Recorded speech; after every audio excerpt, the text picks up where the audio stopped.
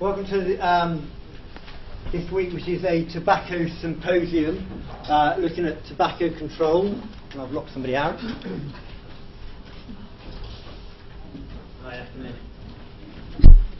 We've got an afternoon with various people from different departments of the university, which kind of again shows the diversity of health promotion, as Viv and I keep stressing. So first of all, you were supposed to have Professor Roderick. Unfortunately, he's gone home sick, so I'll be covering that.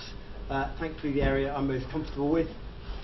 And then Professor Graham Moon from the Geography Department will be looking at some of the issues related to kind of patterns of need and some work he's done in New Zealand. And we've got Manos from the Department of Economics looking at some of the economics around health promotion and tobacco. We'll look a little bit about lobbying and politics and some of those issues. We've got Dr. John Coggan from the Department of Law, who'll be looking at some of the legal issues, and particularly a legal challenge to the smoking ban and what that meant. And then we'll have some population approaches, and finally we'll do a small amount on individual behaviour change in smoking cessation and what things you can do there. Clearly I haven't got the door right. Sorry, that's all right. Hello, we've been filmed. Apparently we've got to stand between about here and the laptop. So yeah, I think it's a full afternoon. There's various kind of we've got various activities through the afternoon which will hopefully make it a bit more interactive. So I'll just start off on this. So tobacco has been around a long time. Ladies first. Certainly thought it was a pretty loathsome habit. And you know, that's 1604, but you can see it's not a new substance, and as people say, if it came in existence today, it'd probably be illegal. So what's it about? Nicotine is a stimulant, and it's addictive. You also get particulates in the cigarette, which will enter the body, carcinogens such as hydrocarbons and heavy metals, which kind of have a local and a kind of more generic impact on the body. So people smoke because they're addicted to nicotine. That's the bit they're addicted to, but they'll die from all the other things in the cigarette. So the kind of the main study that you'll hear of in smoking is the people called Dole and Hill. So Sir Richard Dole and Sir Bradford Hill, and they did a long study on British doctors, looking at those free from disease, looked at smoking status, and then looked at frequency of disease. And this was about chronic obstructive pulmonary disease. And the risk of dying was about 10 to 12 times non-smokers. And that was really the first time that smoking and the impact on smoking had been really understood. So you can see, if you look at mortality in 100,000 person years from a study, you can see that basically you're more likely to die of COPD if you're a smoker, and the more that you smoke, that kind of shows that gradient, and that's really important that you can see that difference.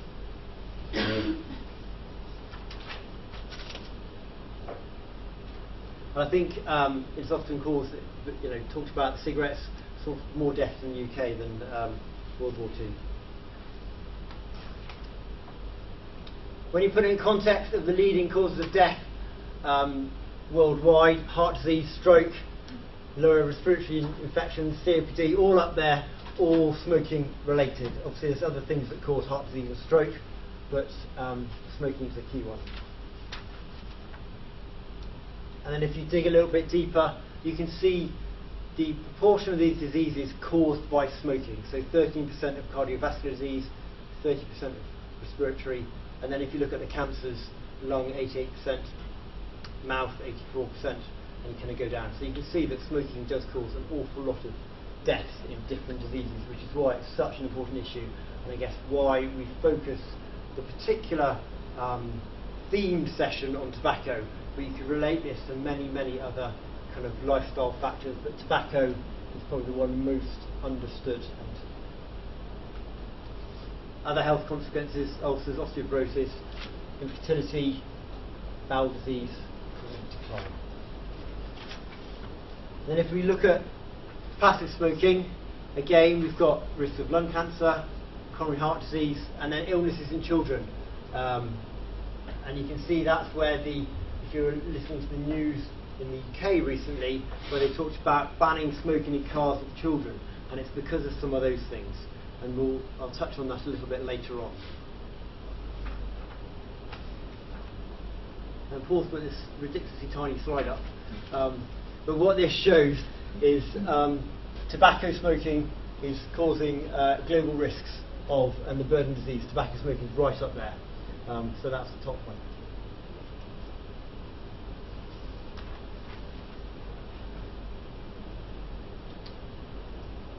Obviously people smoke, and if you're working in the smoking field, sometimes you think, why do people smoke? They do it because friends do it, families do it, peer pressure, enjoy it, images of self-belief about, maybe they have low self-esteem, maybe they feel good, maybe they want to fit in with their friends.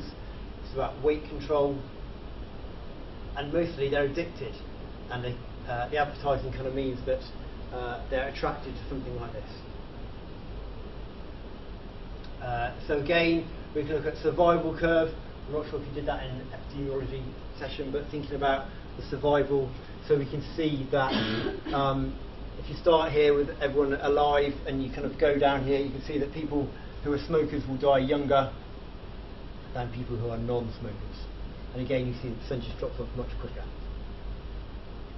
If you look at the reference from British Heart Foundation, you'll find that information.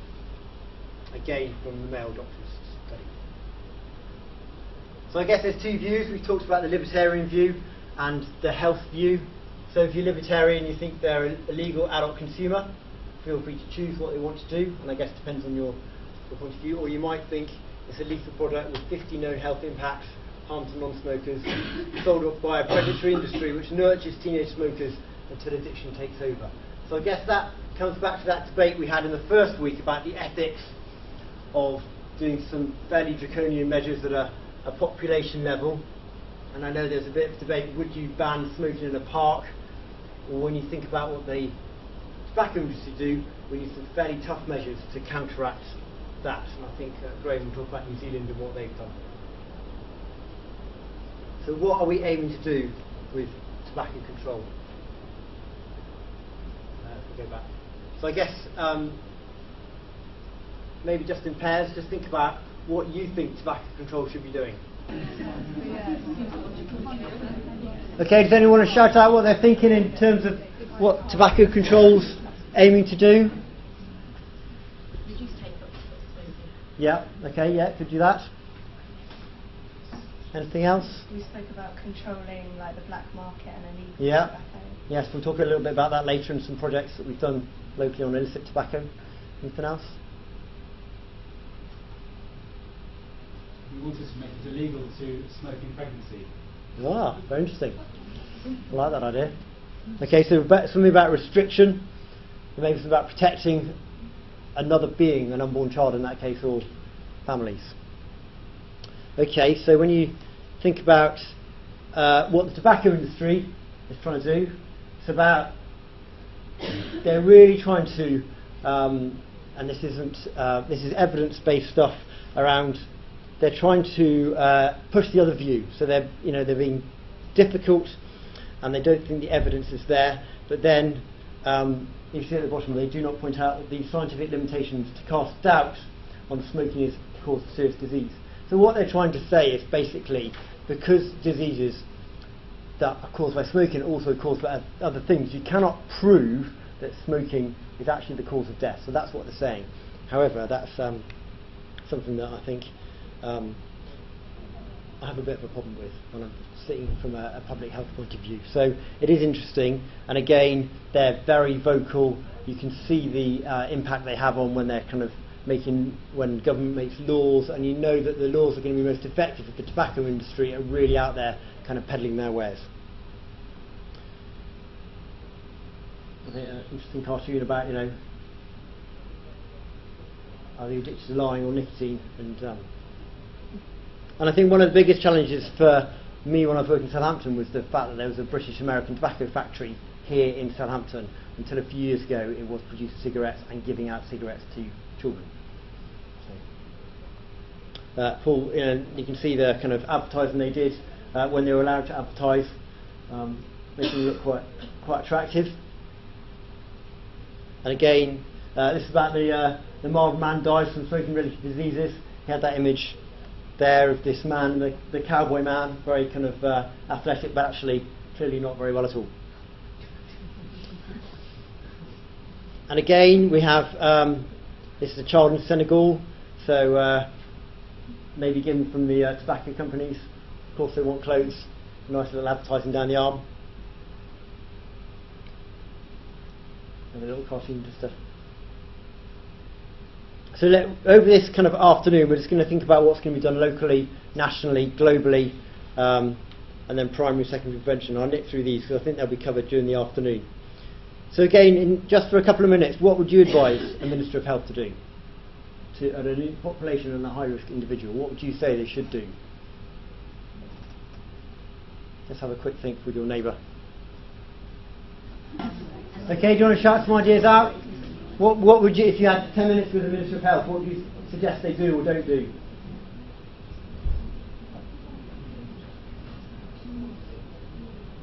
Plain packaging. Plain packaging, yeah. Hasn't been done here yet. We'll look at that, yeah, okay. We must have the laws banning smoke. Banning smoking, yeah. The different countries have got different stats on that at the minute. You see evidence from different countries.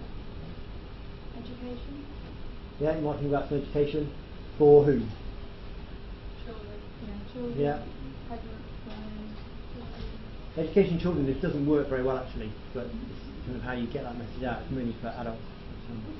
Making it cool not to smoke. So changing some of the social norms, yeah, there's something that I think Graham's looking at. I think that's really important. How do you do that? And some of the work coming on now, and a paper that has just come out is around how do you do that as a country? How do you change those social norms? It will take a long time. How about not meeting with the tobacco industry? How about saying they shouldn't meet with them? Well, I think there's something there about who should they meet with, and what about the alcohol industry? If you're thinking about another subject, when we've got all these things about minimum pricing, the most vocal person is the alcohol industry. So thinking about the industry is very powerful. I will skip over these, but I think during the afternoon we'll think a little bit about price. We'll think a little about smuggling. I haven't thought about crops, but it's worth thinking about a global market. What else do people grow if tobacco is what the country grows and makes money from? Something about accessibility. So we can talk about age restrictions, and we have them in this country, and I'll talk about that. Stopping people having access through passive smoking, advertising we can talk about, and then advice and assisting kind of addictions, and then health literacy, which I know you've had a session on. So lots of different things that you can do. Can I just ask, you said about the education in children doesn't tend to work. Is that specific for smoking or general health? In general, I think unless it's embedded really into a whole ethos, it doesn't work. And what you find is if you get the parents to quit, these young people don't want to quit. It's much more about a family approach. So. And again, this is the hierarchy which we've talked about all the time, and you can see there's different things you can do, and then how comfortable we are with restricting choice or eliminating choice or doing nothing. And I think throughout the afternoon, just think about that as you think about the initiatives you might put in place. Tobacco F1 sponsorship, so Formula 1 was sponsored, and thanks to Paul, he's reminding me it dropped in 2006, Ferrari dropped it, and so it's gone further and further away. We don't see that anymore. It was the norm, and you just see it as normal that they sponsor sports. Advertising, so they did ban advertising, and that had an impact, so that's really good. Again, think about plain or standard packaging with these warnings on the package. That's the kind of way they're going in some countries, and certainly we're looking at standardised packaging, and whether they do anything or not is something we can debate at some point. So, but they're pretty graphic, and for people, I think pretty shocking for people when they first see them. I'm not quite sure why Paul put that into a lovely little picture of another anti-smoking campaign. So the multiple interventions that are needed, you can see the kind of smoking consumption over the years of what's happened. So we've got the Great Depression, which had a good impact on people giving up because they didn't have any money, and then people start to understand smoking, broadcast ban, and then slowly we've seen cigarette drop over time. So there's a WHO convention on tobacco, and that was all countries, I think most countries have signed up to that, about a framework for working in tobacco, and that's one of the only conventions we've got across the whole world around a health issue like that. So some of the barriers that we're going to think about: weak legislation, tobacco companies can get around it. Is there political will? If you've got a health minister who smokes, you're going to struggle to get it done. What do the public think and the media? And then there's lawsuits from industry who are trying to kind of counteract everything that may restrict their sales. So less than 10% are covered by comprehensive tobacco controls. And the UK is one of the best countries for its tobacco control. There's a paper there which I'll dish out in the break. It's about how do you plan for the end game. How do you plan, and I think Graham might talk a little bit about this in New Zealand, how do you plan for a tobacco-free country? What would that look like? Is that achievable? And some countries are already planning when they want to be tobacco-free, which I think is very exciting for the kind of public health world. So there's a few resources there that you'll obviously have seen in your pack.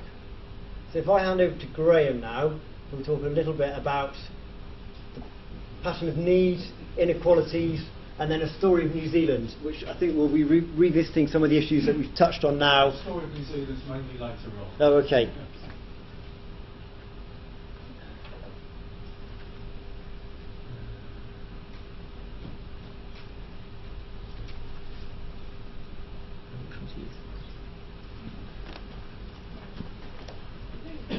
Oh, that's me. Stop me.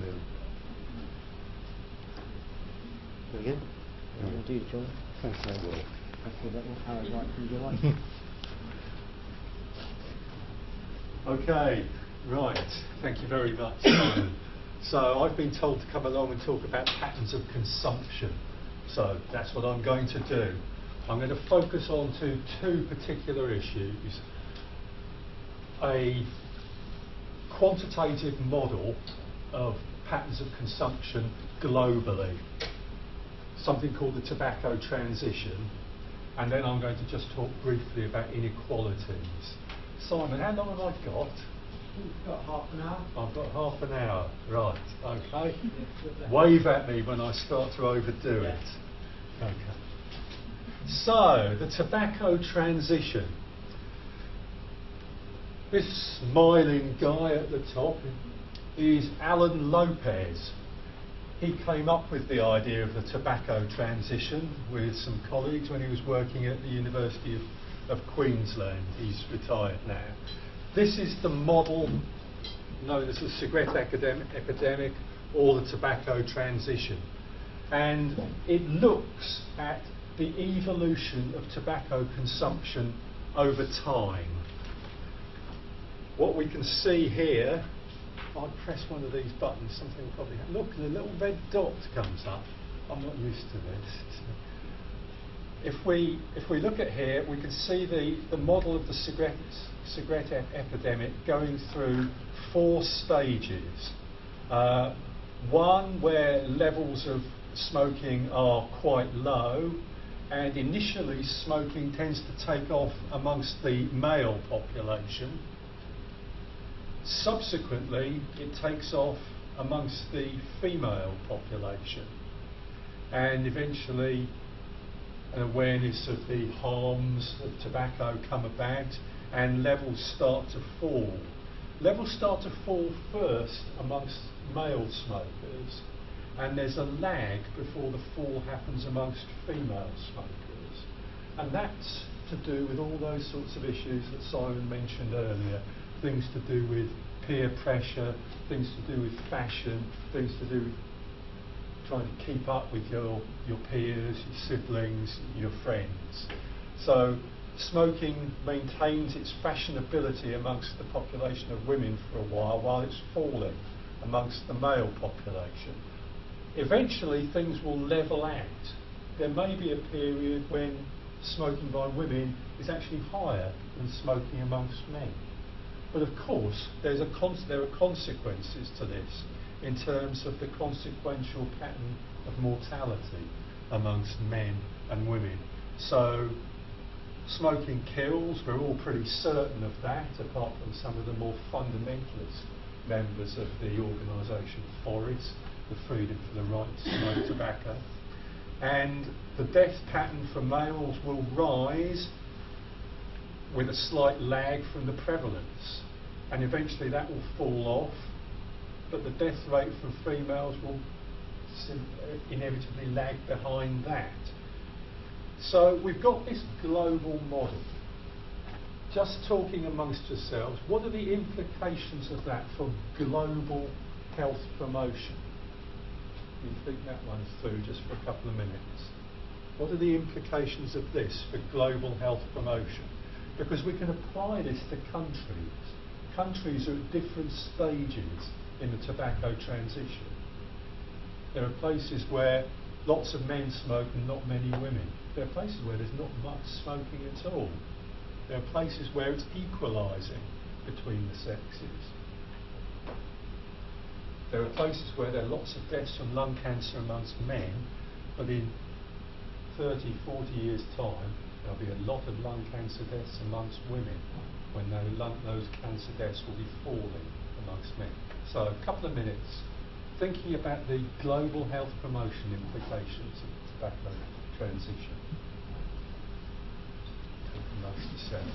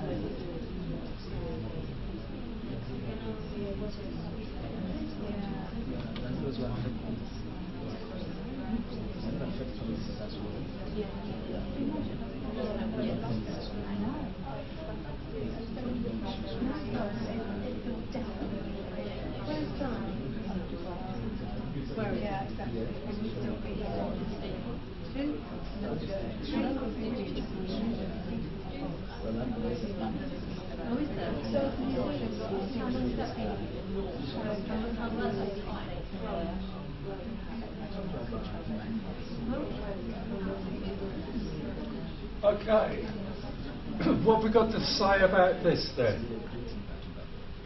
Shout out things? Any implications for global health promotion then? Where's England on this? You were saying that This way? no. This way? Up here? Yeah? I think towards that end. Towards this end, okay? Yeah?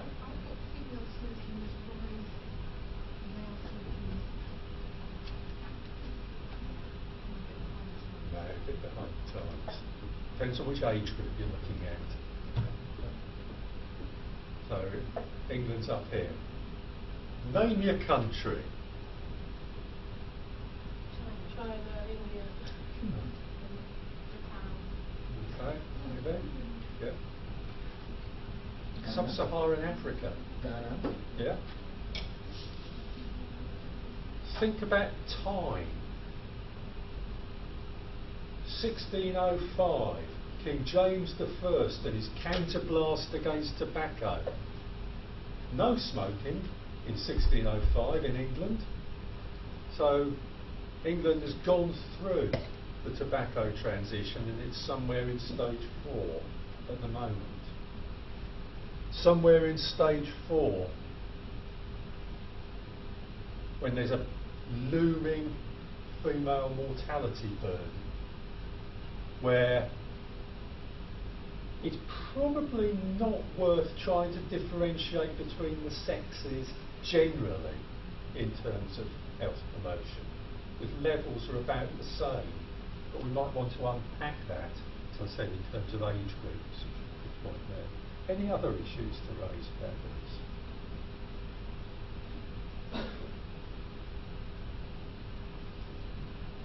Okay. So we've got Lopez and his model of the cigarette epidemic. It tells us how things are changing over time and how that temporal pattern manifests itself geographically across the world.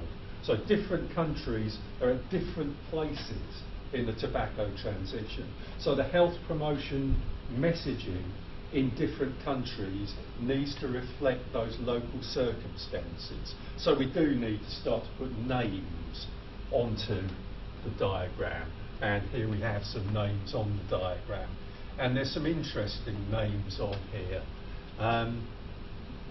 We've got much of Western Europe, UK, USA, Australasia up in stage 4. We've got sub-Saharan Africa down here. We've got China, India, moving up here rapidly. Eastern Europe, quite a rapid movement there, as I'll show in a moment. Lots of change there. Can anyone else think of another major implication that this diagram actually has? Take your health promotion hats off. Population change. Have? As more people die from smoking-related diseases in countries that are currently further to the left-hand side, and fewer people die in the more developed, richer countries. Okay, yeah, I think what we could say probably is population change, population size. There are a lot of people down here. So smoking continues to be a major health promotion issue through into the future, notwithstanding what's happening up at this end of the tobacco transition. But anything else? You're going to need a lot more tobacco to service the needs. Yeah, you are. So take your health promotion hat off. What this would tell you, if you were an executive of a tobacco company, is this is where you spend your money. This is where you advertise. This is where you cheapen your cigarettes, where you dump your low quality product. That is where the market for tobacco is. So that's where the big health promotion challenge is, because that, and there's no doubt at all about this, is where the effort of the tobacco companies is really concentrating. China, Japan, India, and increasingly it will concentrate in sub-Saharan Africa. Okay, so let's just move on quickly through some things which exemplify what's going on. So here we've got the Great Britain situation, and we can see the movement into stage 4 of the tobacco transition here, as from probably about the early 70s, things were clearly falling. Things have been clearly falling since the realisation from the Don Pito work in the early 1960s, but there was a falling prevalence, but a narrowing of the gap between the sexes. So it's dropping quite rapidly for men, dropping less rapidly for women, exactly as we would expect, and levelling out now to the extent that we're plateauing around about 20%. There's a recent headline about dipping below 20%. Sometimes men are above, sometimes women are above. If you looked at the younger age groups, women would certainly be above. So we can see the fall, and we can see something else here. Another challenge for health promotion.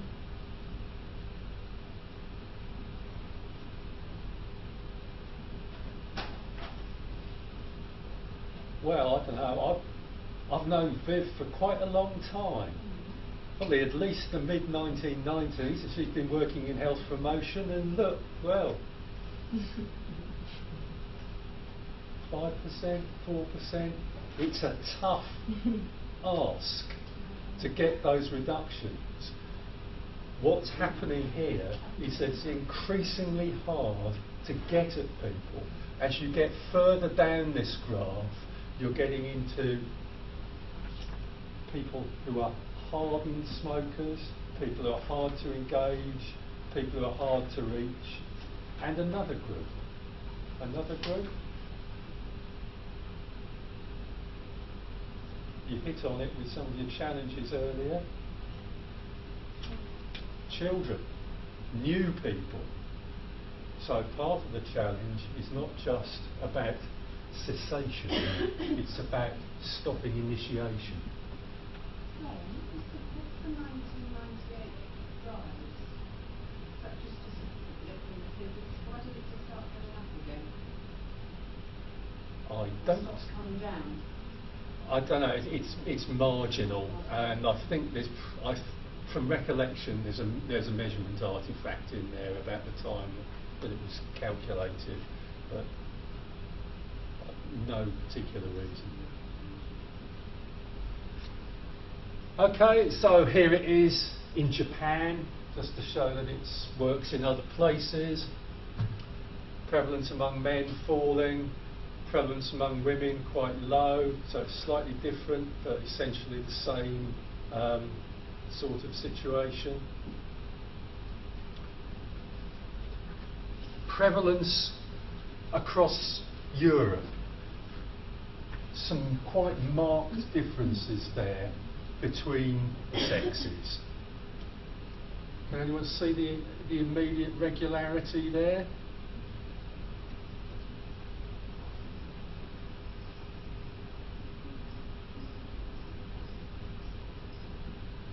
Or the oddity? Sweden. Right, so we've got Sweden, gender inequality, great welfare state, everybody loves each other and women smoke more than men. Generally men smoke more than women, but in some situations, Latvia, Lithuania, Slovakia, men smoke a lot more. So it's an Eastern European thing, and it's Spain, Italy. It's a Southern European thing, and it's a thing associated with countries where tobacco is grown. Okay?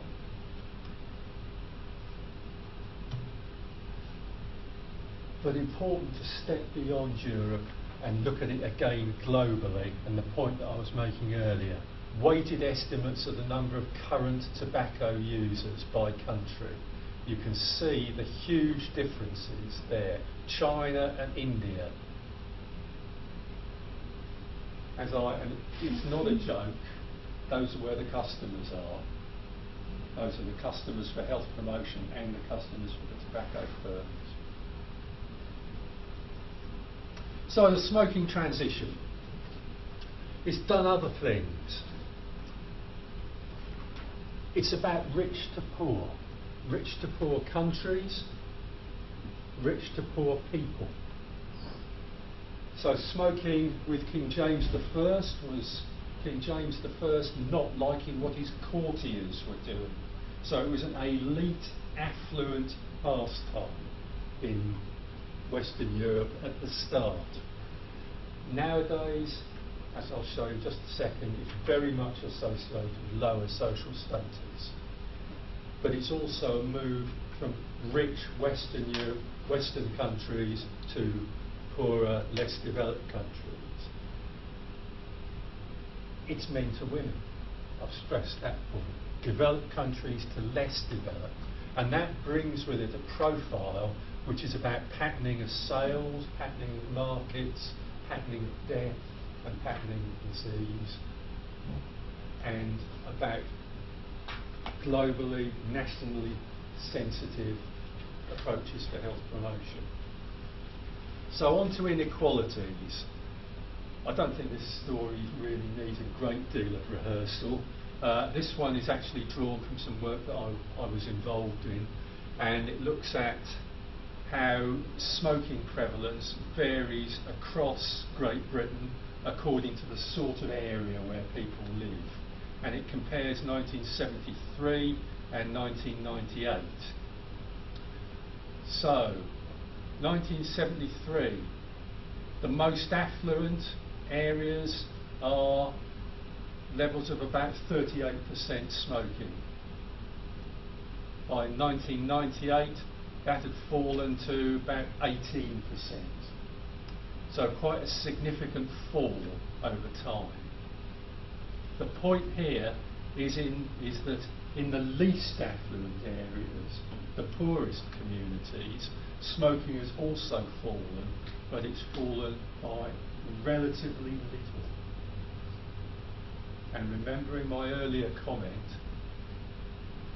if you've got a lot of people smoking, it's easier to achieve reductions. If you've got not many people smoking, it's harder to achieve reductions. So we could say there's been a singular failure to reduce levels of smoking amongst the least affluent communities. And there were reasons for that which link back to Simon's points about why people smoke, including the view, as one Secretary of State once put it, that it's a harmless working class pastime. Didn't use the word harmless, I put that in there, but it certainly said working class pastime. So disadvantage. Poor people more likely to take up smoking,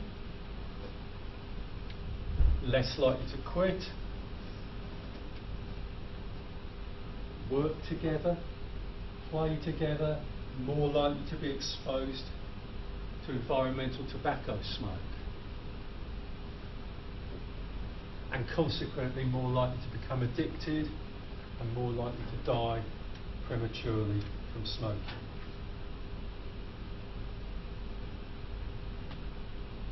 But we need to understand why that persists in the face of all the evidence that we know about, and that's about designing targeted, sensitive health promotion materials. I've done. Right.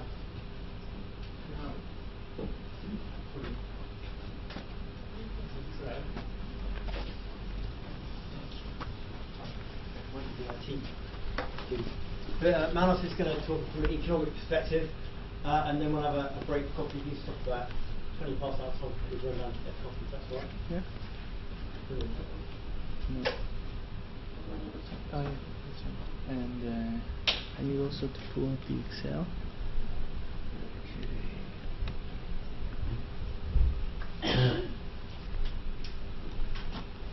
This one here. Yeah, and the instructions just like Okay.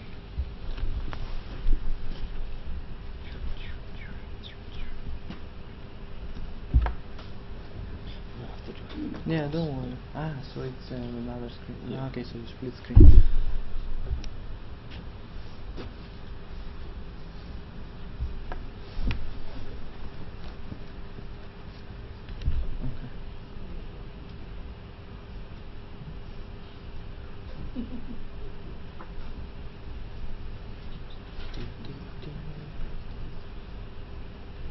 Okay, I'll just leave it. Yeah, I'll do it. Don't worry. Cool.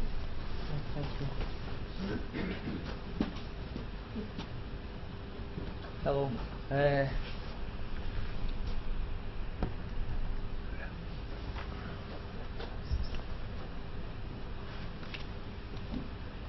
Okay, so I'm Manos. I'm a senior lecturer in economics. So I'm gonna talk about genetic economic intuition behind all kinds of potential health bads or like obesity. It works the same in obesity, smoking, whatever, alcohol has kind of similar approach. You can take a similar approach. So before we go on, I'll just give you a bit of background, and then towards the end I'll put it into context for smoking. So in general, economics is about scarcity of resources. So the idea is that everybody or a lot of groups of the population want things. They have demands. They have needs, whatever. But we cannot cover everything, right? So you have to kind of prioritize things. You can only cater to so many people's demands. So this is the idea of opportunity cost and foregone benefit in the sense that when I decide that I cover your demand A, I will not be covering your demand B, right? So the fact that you obtain some sort of satisfaction or some sort of health, if it's health demand, from the fact that your demand A was covered or a segment of the population was cured, but another segment stays unhealthy, right? So this is kind of the idea that you have to trade off between situations, right? So you cannot do anything. So that's the first one. The second one that I didn't put up, but I should have, given that we're talking about health, is incentives. So economics talks a lot about incentives, and incentives in the sense that we model people's behavior, or we assume that people behave in a way, in some way, for some reasons, right? There are some background reasons for why they behave the way they do. So for example, let's say that you go buy a car, and then as soon as you arrive at the dealership, they tell you, oh, I'm sorry, the car that you just decided to buy doubled in price. You might not buy it, right? So in this case, the price acts as an incentive or a disincentive in that case. An increase in price maybe changes your perception of how valuable this car is to you and so on. And this is what we'll be talking about today. So it should have been up there, but I'm sorry. So I think, since probably, has anybody ever done economics here, or economics 101? Cool, okay. So I have a little game. I hope it's fun. I've never done it before, so you should bear with me. So, okay, so if you can read. So I'm gonna help you enlist the demand here for cigarettes. Actually, for M&M.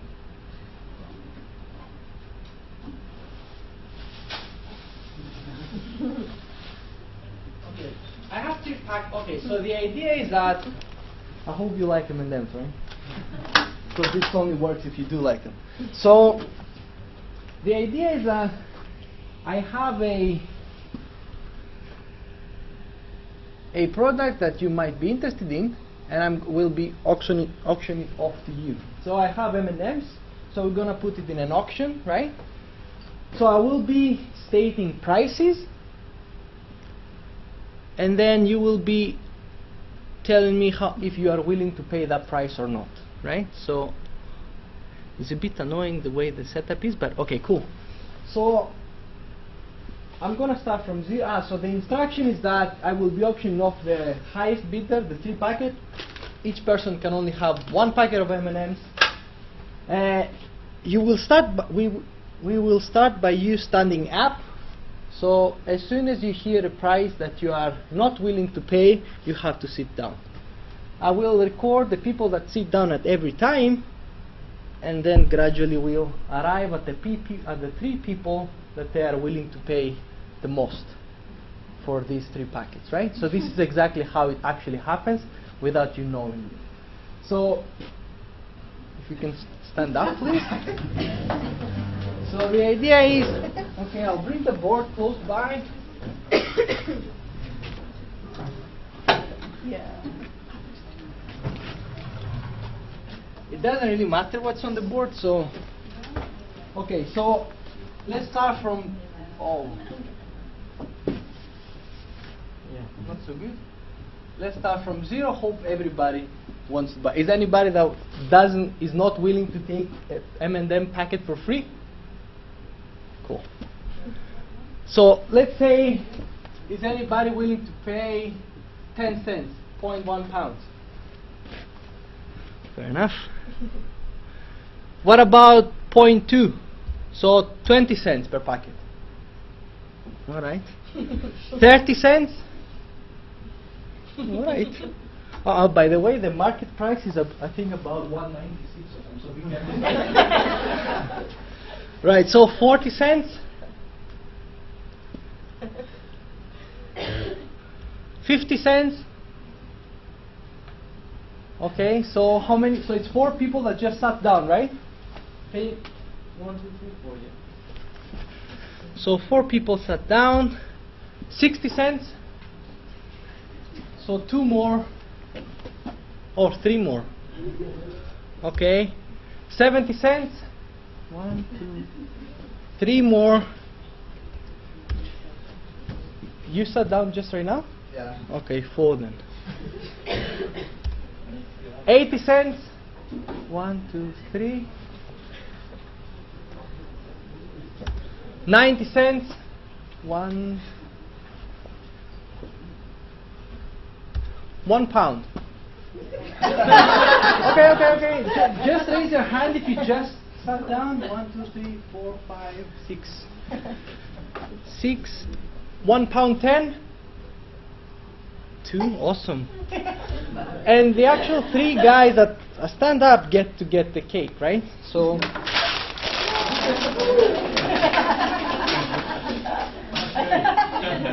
So actually, do you know how much you would pay each of you? One was £1.20. Okay, cool. And you? 50? Okay. All right. So the idea is that we're done. Thank you for playing. I hope you enjoy your M&Ms. So what I can show you is that the demand curve that we just elicited. Hold on a second. I need to find out exactly. So 2.2. So 45. Let's say.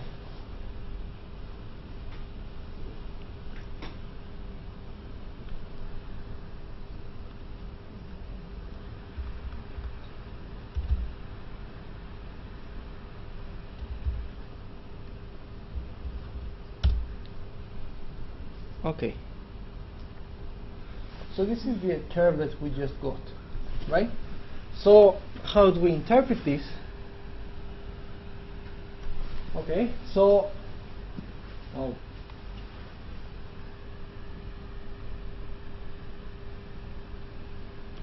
okay. So in this case, really? Anyway, I'm not going to be playing with the pointer.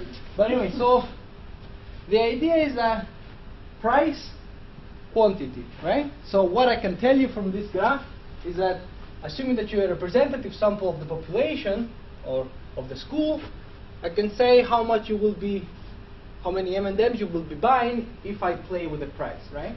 So in that sense, I kind of predict your demand for a good. So this is the whole idea that in general, when you change the price, people change the quantity that they want to purchase, and it works out that certain people, or there is heterogeneity of preferences among people. So some people like something more than others, right? So hence some people smoke, others don't. So just by okay, so this was the fun stuff. So I'm done with this. Okay, so we have now a demand function, right? So what the demand function actually tells us is how much you're willing to pay for each and every price, how much you're willing to buy for each and every, or pay for each and every quantity, right? So if I say I want to sell 5 units, how much do I need to price my good at? Then I can find it out and I can sell it. I can put it on the market, and only a certain portion of you will buy that product. So in a sense, the demand tells you the downward slope, which means higher demand, higher price, lower demand, or lower quantity. But what it tells me is your willingness to pay, right? So the idea is that the willingness to pay is a very key term, in the sense it kind of translates your preferences into monetary values. Whenever you don't understand something, please let me know. So this is what we actually got. This is an imaginary one. So you have a price of cigarettes, you have quantity that is sold, and then you have the demand. The demand, which as I said just before, reveals your willingness to pay, also kind of reveals your marginal benefit. So the fact that you are willing to pay for something implies that you value it at least as much, right? So if you tell me that I'm willing to pay 1.5 pounds for a packet of M&Ms, I can safely assume, hopefully, that its value to you is at least 1.5 pounds, right? So it's a marginal benefit for you. So the marginal, in this sense, in this case, can come from when you actually you can see the change in the value for a unitary increase in quantity, right? So this is what the margin price, but it doesn't matter. What you really need to get out of it is that the demand shows you how much people value things, right? What are determinants of demand? Well, the first one is the price of the commodity, right? So the price, which we will be actually what we're focusing on, is commonly what we are able to incorporate in those graphs and what we commonly look at first, right? So you change the price, the quantity that people demand is going to change as a consequence, or hope. Well, we'll see how if it is, or you hopefully change. You hope that it's going to change. Then you have other commodities that can act as substitutes or as complements. So, for example, if you want to talk about cigarettes, you might also want to think about rolling tobacco, or if you might want to think about chewing tobacco and so on. So if you increase the price of, the Marlboro cigarettes by much, maybe people turn to rolling cigarettes, right? So they go for other blends and so on, or they can go for something completely different. So so for the complements is the idea that so in tobacco maybe not working very well, but in any case, think about it in terms of I don't know, cameras, or in the old days cameras and film. That was the example that my teacher used to say. So when you have like the photographic cameras, and in the old days you had the film, right? So these two are complements. So if you increase the price of one, then the demand for the other one inevitably is going to fall, right? Because if the film is too expensive, people don't really care about buying cameras because they cannot really use them. So that's the idea that they're a complement. So the change in the price of the one affects also the demand for the other. So it's important to think about cross relationship or relationship across products when you're making recommendations and so on. The other one is consumer wealth, or in general income. So people, as I'll show in a graph later on, change the quantity that they demand as their income changes, right? So I like smartphone, but I don't go for the most expensive one because I'm simply not wealthy enough, right? If I was making $100,000 pounds a year, maybe I would buy the most expensive. So the idea is that what you actually buy is a function of your current income status. It's quite important, but also what is also important is your taste. So going again with the cigarettes or with the tobacco, people have different preferences. Certain people, when I smoke, I want to smoke rolling cigarettes. When the other guy smokes, he wants to smoke the actual cigarettes, and so on. So the idea is that you have a population that has heterogeneous preferences or heterogeneous taste. So maybe in order to target demand and reduce it in the case of tobacco, maybe you need to cater to a lot of different interests or incentives in a sense. This is basically to show you two things. So if you forget the outer line, so if you concentrate on D1 for a second, we start at point B or A, let's say, right? So in this case, we have a fall in price, right? So from 350 goes to 175, and we immediately see that individuals going from ordering 2 packets of cigarettes going to 4 packets, right? So whenever there is a change in price, you have a change or a move along the D1 line, right? So the price changed, so you change the quantity that you consume. Now, if you actually don't change the price, but what you change is the individual's income, the example I said before, so suddenly everybody's income doubles, then the change now is not along the line, but it's parallel, right? So for every price, you now ask for more. So for 350, you used to ask 2, now you ask 4. For 175, you used to ask 4, now you ask, I don't know, like 6, so on. So there is a shift outwards of the whole curve, right? So there is two different, depending on what your intervention is, it might affect the demand curve or the consumer's demand in a different way. So it's kind of important to know what you're aiming at. Okay, so this is a bit more technical, but it's basically quite simple in its explanation. It's there to help you read papers, academic papers. They often talk about elasticity. So the idea of elasticity is nothing other than it is a measure of how responsive a variable is to a change in another variable. So how, in other words, and in context, how much your demand or how your demand changes when I change the price of a specific good. So this would be the demand, the elasticity of demand. So the price of elasticity tells you by how much the quantity demanded responds to a change in price. How do you find it? We look at the percentage change in quantity over percentage change in price. So in essence, if I change the price by 10%, by how much percent the quantity changes, right? So you get a value of 0.5, so a 10% change in price leads to a 5% change in quantity, right? So higher elasticity means higher quantity, the quantity demanded responds more to a change in price. Conveniently, we have, or the books have, kind of grouped changes. So we call a product with a good elastic if it has a percentage elasticity that's higher than 1. So in this case, it acts as a multiplier. So a 10% change in price results to a 20% change in quantity. So that would be an elasticity of 2, for example, right? So if it was a 0.5, so the good was inelastic, a 10% change in price would result in a 5% change in quantity. So an elasticity is interpreting the percentages, right? So an elasticity within this range implies that you have not a what do you call not a multiplier, the opposite of the multiplier, right?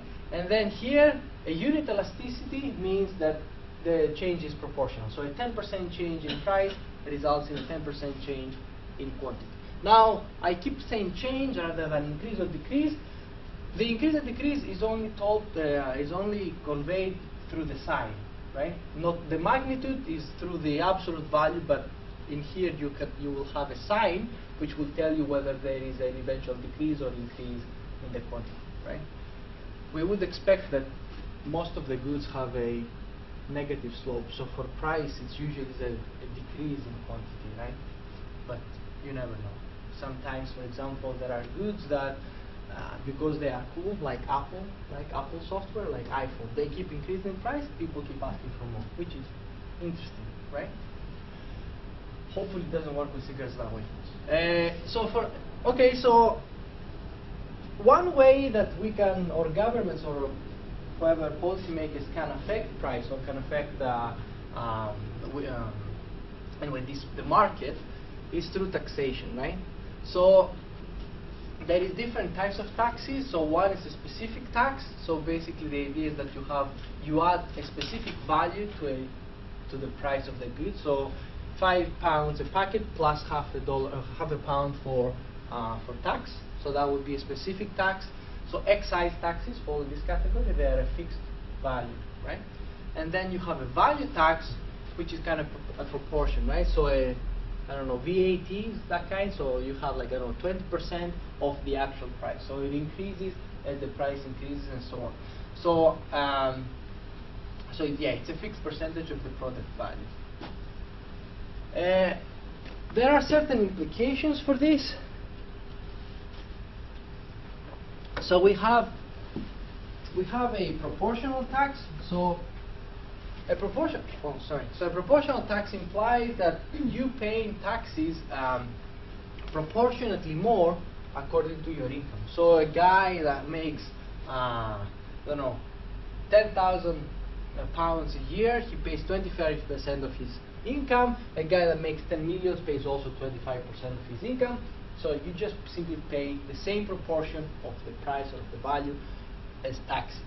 a progressive tax, this, I don't know, they're not very common though, right? A progressive tax implies that the percentage that you pay is higher the higher your income. So this is, for example, common with income taxes. So as you go up, as your income goes up, you go into a higher bracket, right? So basically, the guy that is, I mean, you have a tax exemption as a base level, but then let's say that you make £10,000, you pay 5% of those in income. If you make 10 million, you pay 45% of those in tax, right? So the richer guys pay a bigger portion of their income into tax.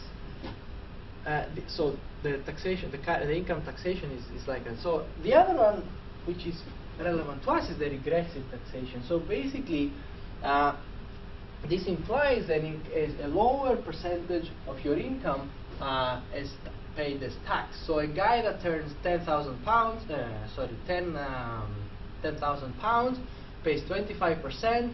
A guy that turns 10 million pays a 5%. If you think about it in terms of actual absolute value, this guy still pays more, right? So the 5% of 10 million is much more than, I don't know, 25% of 10,000. But in terms of percentages, it's a regressive tax. Now, the implication of that is any tax that is of specific value is also a regressive tax. So any consumption tax that you can think of is a regressive tax. So when you buy a packet of cigarettes and you pay, I don't know, like a £1 or a £5 tax, this is a regressive tax. Bill Gates buys the exact same packet of cigarettes and he also pays a £5 tax. So the £5 is a much larger proportion of your income when you, well, compared to Bill Gates, right? So in that sense, the regressive nature of these taxes or of this taxation is kind of important in how you structure the incentives, right? Now, okay, so I put a bit more context to it. So your UK markets for cigarettes last, I don't know, a few years. So you can see that the retail price is quite increasing quite a bit. The tax burden is also increasing, and the tax incidence shows you which actually bears the burden, right? So 77%, well, it's going to be down, but it's kind of stable. I don't think there's much difference. So the actual price of a cigarette is about £8, but most of six of those is in taxes, right? So 6 of those go to the government. So they go to the government, and the government actually makes quite a bit of money out of it, right? So if you can see, in 2013, about 12 point something billion pounds in just for people from the smokers of the country, right, go to the treasury. I put it here because there was, during the preparation of this day, there was some talk about smuggling. I think somebody's going to be talking about it later, but in case you were wondering, anyway, here are the figures.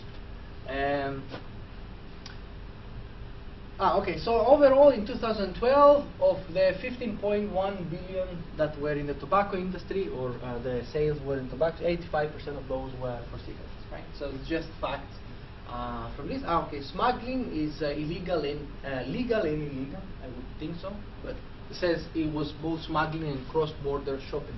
I don't know if cross-border shopping is allowed, but if you know the answer. Now, government intervention. So this is all an introduction to actually say, well, this is a health promotion module. So eventually you want a government to intervene, right? Why do we want government to intervene? Well, in this case, we want them to decrease consumption, well, hopefully. Why? Because it's harmful to people, external costs to those who smoke, to passive smoke, and so on. So what Brian was saying before, there is a whole bunch of people that are affected by smoking, right? So the idea now is, how can we intervene in a way that is least offensive and least obvious, so people can actually take it without creating any, well, I don't know, but without creating much unrest, let's say. So one way is the increase in price, right? So you can have an excise tax and so on. So taxation is partly based on efficiency ground also. So there is the argument that people who, should they go? Yeah, if you want coffee, do you want to Okay, I'll just finish the slide then. So people, so you would expect people making the argument that those who actually smoke should be, the ones who pay for the, the holes that they dig themselves in. So in the sense that an excise tax or a taxation kind of increase in price would be fair. Okay, so you can go and then we can continue when you come back. Another 15-minute coffee break. All right, cool. So I'm gonna bore you a little bit more. So apologies in advance, right? So as I said, there is reason to believe that taxation might be worthwhile in a sense. So how would it work? So in this case, you have a tax T that increases the price P, right? And then as a result, you have an increasing price. We learned from the elasticity before and from the downward slope that this would result in a reduced quantity demanded, right? So in this case, you have the supplier, so this is the industry, right? And then the D is ourselves. So the tax obviously alters the supplier demand, right? So for every price, now you add up the tax. So you have a shift of the supply demand inwards. So for every price now, you demand less. So in the beginning, for P, for this P anyway, you demanded Q1. Then when the price went up, because of the tax, you decreased your quantity. So the hope is that when you increase prices, people will decrease their consumption. And this is what everything is based on, right? So the idea that there is the downward slope of the demand is in fact true, that the elasticity is in fact there and acts as a multiplier. So, or anyway, it acts as a as a multiplier in the sense that it reduces by a quantity that is acceptable. Because if you say, let's say that you increase price by 10% and you decrease quantity by 0.0001%, then you cannot really discuss about meaningful elasticity. So, but assuming that the elasticity is a magnitude that is meaningful, then you would hope that through this relationship you can change consumption patterns. Is it clear? Okay. So, okay. Fine.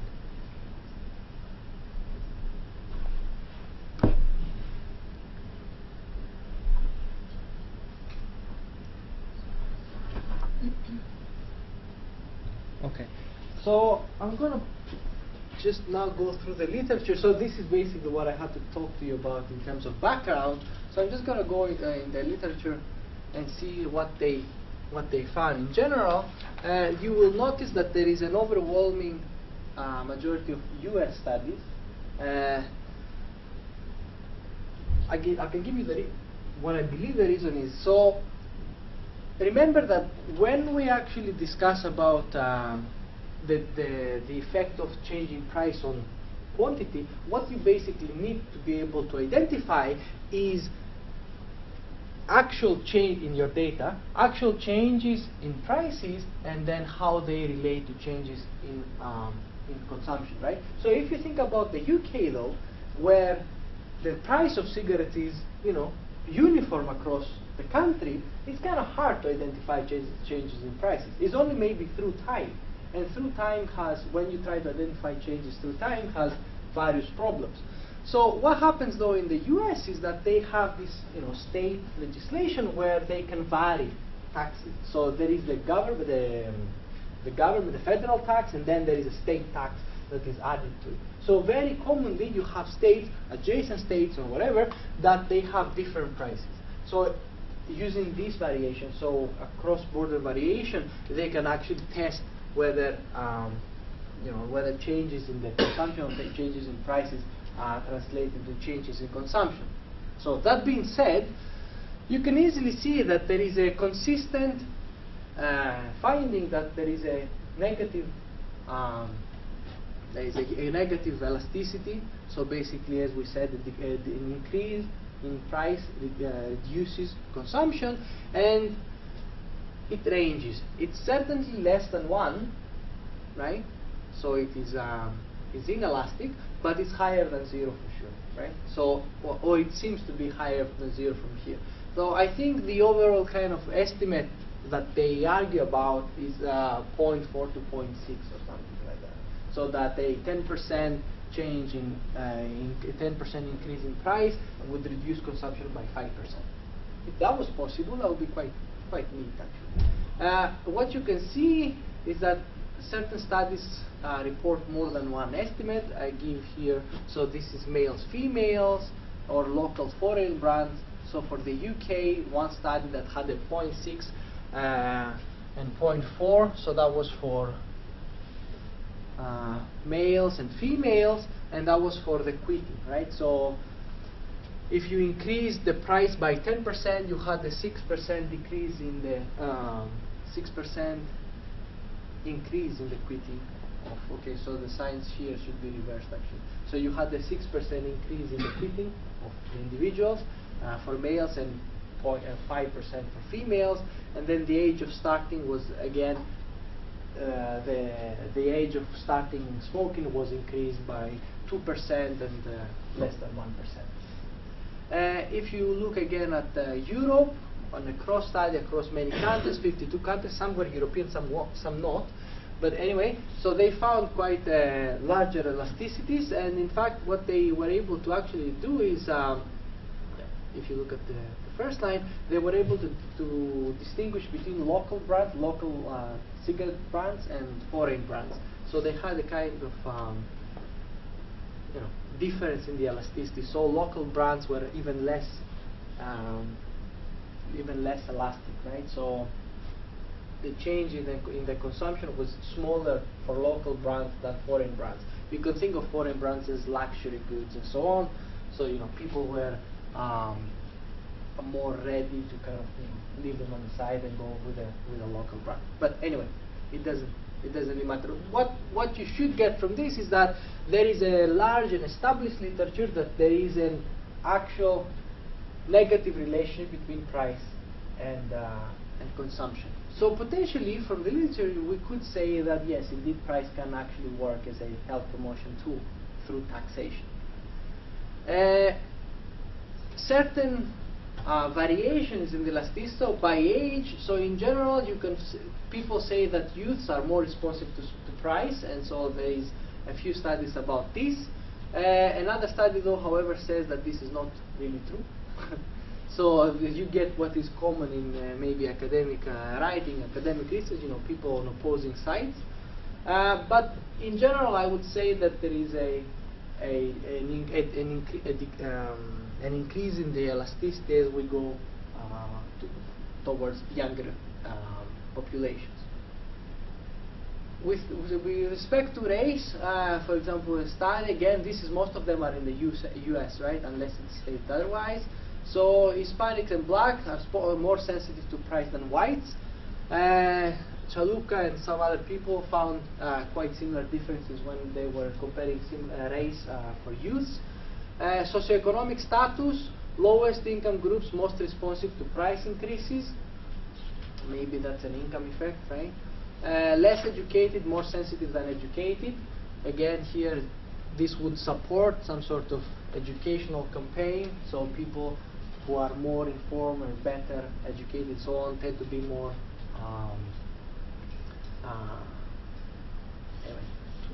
different behavior.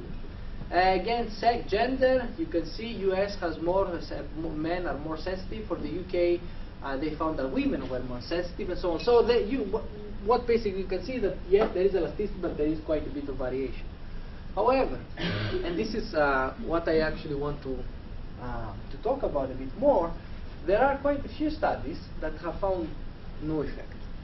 And actually,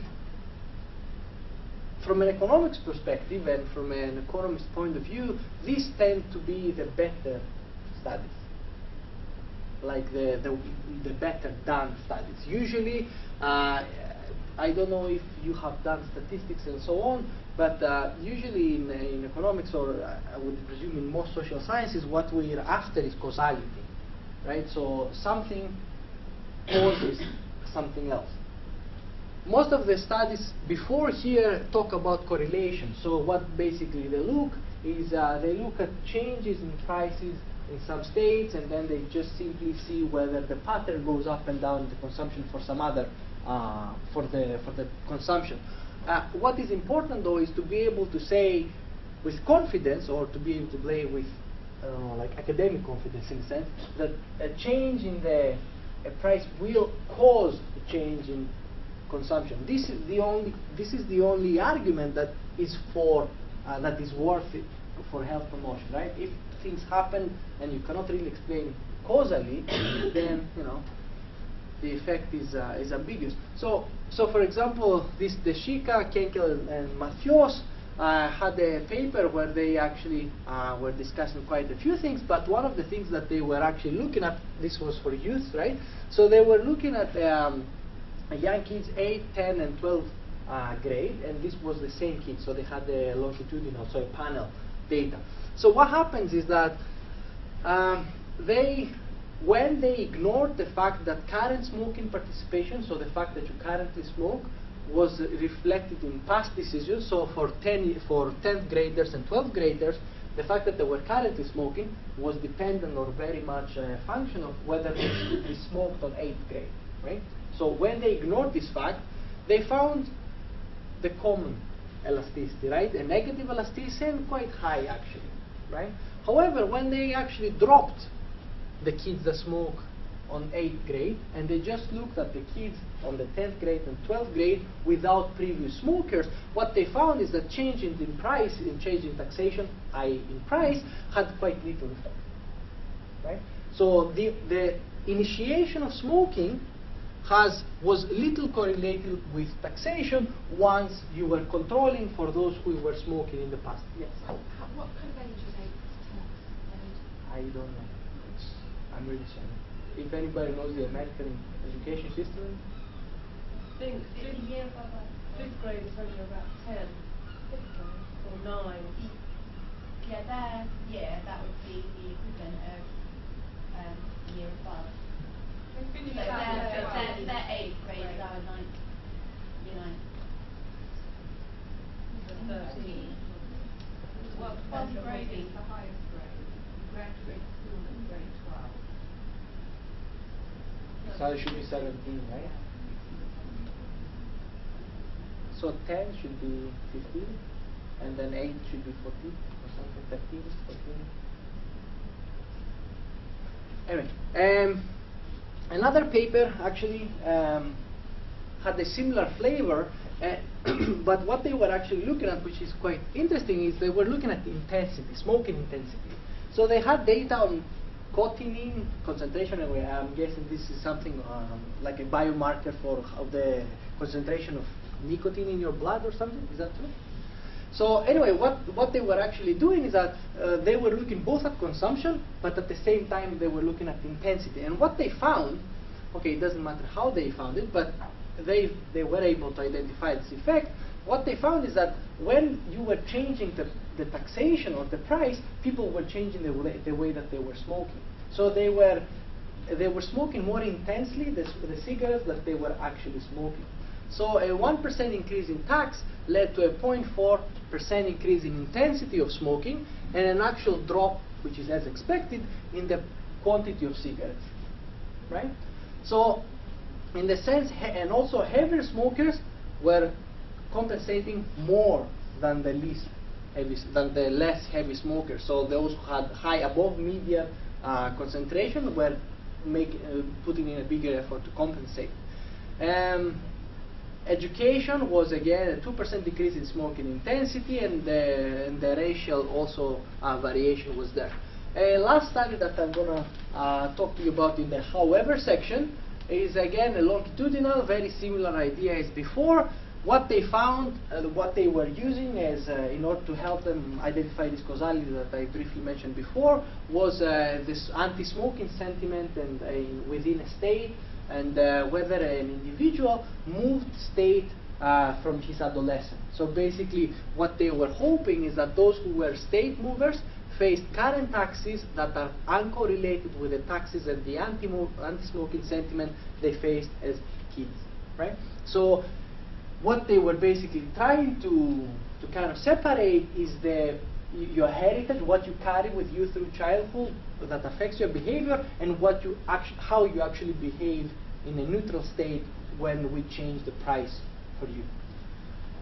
So what they found is that a 1 unit increase in the anti-smoking sentiment, okay, that was measured somehow, that was possible to talk about the unitary increase, but anyway, led to a 14% decrease in smoking participation, which is, makes sense, and a 3.4 decrease in smoking initiation, 16% increase in smoking cessation. So for states that had a higher anti-smoking sentiment, things were going as expected. However, what they found was that there was no evidence that higher taxes prevented smoking initiation. They found some small, though, evidence that higher taxes did increase cessation. So this implies zero elasticity. This implies elasticity as we wanted. However, this was statistically not so significant. So again, with a pinch of salt. I'm going to finish with this one because I think I'm going quite a bit over time. Taxation potentially is a very useful tool, right? I cannot tell whether it's, I mean, you can draw your own conclusions of whether it works or not, but there are also potentially other problems. So one would be that if you use excise taxes, it's not going to work. Right, so in the state that they had the specific excise tax, remember excise is a specific value, if you go for it with the same value over 20 years, then through inflation, it disappears in the end. So what you have to do is you have to be consistent, right? So you have to update the value every, I don't know, year or so on, or you can go with, percentage taxes. They don't currently, but this would be one problem. Another one would be the substitution. As I said before, tobacco has quite a few substitutes. So if you're going to tax cigarettes and you don't want people to just change their attention to something else, you should tax everything, right? So you should tax the whole industry. The other one is that there is a problem of increased smuggling that potentially can dampen the effect. However, like increasing in taxation is only one determinant. There is, proximity to sources, networks, and so on that are quite strong determinants of whether there is increased smuggling or cross-border trafficking and so on. So what there was a review about this quite early on though, and what they concluded, I don't know if it still holds, was that if you were actually had high enough disincentives for smugglers, then the problem was kind of going away. So potentially it's easy to avoid. The last one, then, this is, I was thinking about it, but I wasn't sure if I should put it or not because it kind of makes me look bad. But if you think about it from a net cost, maybe you can ask yourself, does the government actually want to do it? Like there is the lobbying, we know about that, but whether actually they want to in terms of fiscal reasons, right? So if you think about the cost of smoking to the NHS varies, right? So there is a study recent that was 2.7. There was another one that was about 6 billion per year that the smoking cost to the NHS. On that one, you have, of course, to add indirect cost society. So I don't know, fires, absenteeism, productivity loss due to smoking. I don't know. Maybe there are comorbidities. I don't know if they are actually accounted for in the NHS. But anyway, so maybe you can even double this figure. Well, actually, if you remember from the earlier slides, the Treasury makes in taxation about plus in excess of 12 billion. So, and this is without including contributions, from the industry itself, right? Because I mean, okay, it's a large industry, so they have some spillover effects on the the growth of the whole economy. There is hundreds of families depend on them, and so on. So in the end, you can ask yourself, is it actually worth it for the government to pursue this sort of avenue or not? I mean, this is an empirical question for you. So thank you very much. Thank you, Alice. That was challenging my brain on the health economics and also really opens the debate on another method of tackling tobacco, whether it works or not. If we can move on now to look at the legal aspects with Dr. John Cogran, who's going to discuss that. I might give the IT experts to sort that out. And we'll look at another way that governments can intervene and I guess some of the other challenges around legal issues around tobacco. I don't think this was on Blackboard, but we can get on Blackboard later on. Sorry, I come from a radically different discipline where I'm not terribly competent with PowerPoint, so I've had to print out my slides so I should remember what I'm going to say and when I'm going to say it.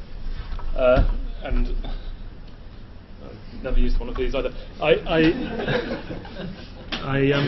actually just wanted very quickly to start at the end of my talk, because this is interdisciplinary, right? And if you get a lawyer come in and telling you about law, and you think, oh, that's very interesting, which people tend to do, you might want to go away and look at the law, and you probably haven't been told how to do it. There are various ways of accessing primary legal materials, but at the end of my slides, which will go on PowerPoint, I've told you how to access Westlaw, which is very easily navigable. I won't talk you through this because it's quite self-explanatory and you can look at it yourselves, but the reason to go to this instead of just Googling a case or a piece of legislation is that if you get a PDF of an act that was passed, say in 2006, like the act we're going to speak about today, you won't know if you download it from the Parliament website if it's been updated. They never update it, they're never up to date. If you're going through a service like Westlaw, it tells you the provisions that are going to be amended, that have been amended, and so on. If you download a case through Westlaw, it will tell you if it's been overruled or if there's been discussion of it by another judge that puts aspects of it in doubt. So I start at the end just to raise that. My talk has this title, obviously. I'm not here particularly to advance a health promotion agenda. I'm not here to speak against it. I'm here really to invite you to start to think about how a health promotion agenda sits within a wider political, legal and moral context. Okay, so I want really to invite you to think about the methods that you would use to advance health ends and whether there are limits on that. And as I'll come to discuss, part of that I think depends on whether you think that public health itself encapsulates a whole philosophy, a whole political outlook, or whether you conceive of public health as just part of a bigger sparring game where you maybe have to overstate whatever your case may be in order to balance things out overall. I'm sorry, I'm going to keep walking across. I don't like this little remote control thing. So there is a vague structure to the talk. I'm going to introduce you to the idea of public health law, okay, which is seen as a relatively new field of study. Some of my colleagues don't recognise it as a field of study at all. They say it's completely incoherent to talk about public health law. I'll speak to that. I'm then going to really, also as an introduction, speak to the ethical and conceptual battleground as I see it. So the sorts of debates you're having that were encapsulated very early on. We saw the discussion of sort of libertarianism versus I don't know, health utilitarianism or whatever, however you conceive the other side of that, and I'm going to invite you to look at that and perhaps add some further nuance to it. And then I'm going to look at legislation that prohibits smoking, which we all know about even if we've never read it, and I'm going to talk to you about a challenge to that. And I want you to think about not just the fact that there will be challenges to the introduction of these sorts of laws and policies, but also the quality of the reasons that we may adduce in favour of bringing the policies, or we may see given for overruling them. So remember the sort of discrimination and disadvantage stuff in the title of my talk, okay? Because when we're pushing policy agendas, we're engaging in politics, and politics is ugly. So I'm a lawyer, but I'm interested in politics. I see law as an aspect of politics, right? And I think people working in public health may get their hands dirty as well, and I think you need to open your eyes to that and think about that, and think about how dirty your hands can get. So if we say the tobacco industry, say, you know, gets up to bad tricks, does that make it okay for people in public health to get up to bad tricks? Can we use sort of cynical modes of reasoning to justify whatever agenda we're pushing? These aren't rhetorical questions, they're questions I want you to think about. Alright, so we start at the start. You must have got this pretty much on day one, okay? Famous definition of public health: the science and art of preventing disease and promoting physical health and efficiency through organised community efforts. Okay, so that's the idea, and then we've seen lots of more recent definitions of public health that essentially are evolved from that. So public health law, as a field of study that people think about, it really came of age around the year 2000, and this very happy friendly gentleman here is Larry Gostin. Some of you may know him. He's at Georgetown. This is the second edition of his book. So the first one came on public health law. The first one came out much closer to 2000. Okay. Now look at his definition of public health law. He says, public health law is the study of the legal powers and duties of the state in collaboration with its partners to ensure the conditions for people to be healthy. And it's also the study of the limitations on the power of the state to constrain for the common good the autonomy, privacy, liberty, proprietary and other legally protected interests of individuals. What I would put to you is that there's an incredibly big overlap between this definition of public health law and the familiar definition of public health. And I think that's because public health necessarily entails law amongst other regulatory mechanisms. Okay? One of the things that's interesting about the way this definition goes on in the book is he suggests there's an agenda tied to the very idea of public health law. So Larry Gostin wants to promote health. He's definitely on the side of health promotion. He advances moral arguments for that and ties it into law.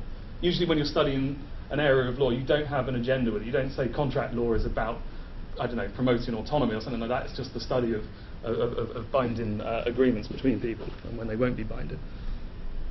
Okay, this is sort of self-promotion. This is a book that I wrote, which is what it is. I won't say how good it is. I think the best thing about this book is the title, which you can read without having to go and buy it. Look, it's there. I even put it in big text. All right. I think what people, interested in public health ethics as I am, interested in public health law as I am, interested in public health promotion, getting out there and doing it, need to ask themselves is this question: what makes health public? All right. I won't read out all these quotes. I put some chunky quotes on here so that you can reflect on the slides later. I think maybe in law we look at the slides after the fact, and maybe you get interactive with your slides, which is very good.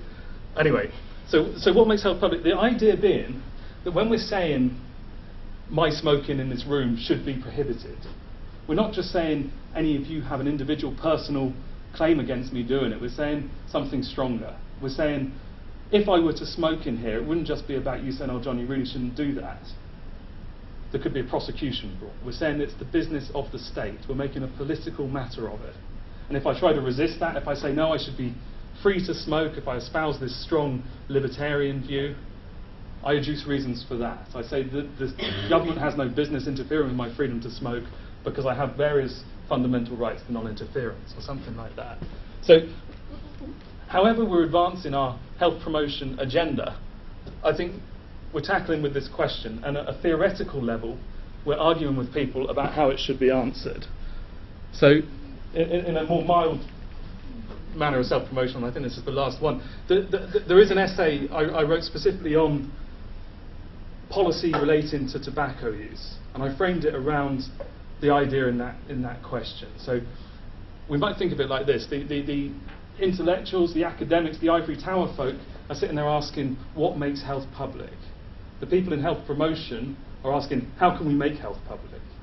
Okay, so it's not necessarily about conceptual purity and so on. It's about how we set up an agenda that will allow what's previously conceived as private, personal, individual choice to be subject to regulation. How do we make it the business of the state? I think even people who haven't studied the philosophy of smoking, the ethics of smoking, will be fairly familiar with the way the debates have gone historically. It's largely been couched initially in terms of private choice. So why can't we stop people smoking? Because it's up to them to do it.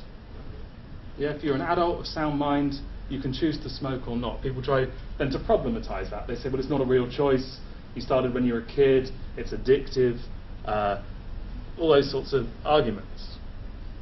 What we've seen as regulation of smoking has increased is arguments about public harm. What I particularly mean there is harm to others being given as a reason to limit smoking. So as far as Parliament would have us believe, following the Health Act 2006, which we'll come to, the reason I'm not allowed to smoke in here isn't because of any concern about my welfare, it's a concern about your welfare.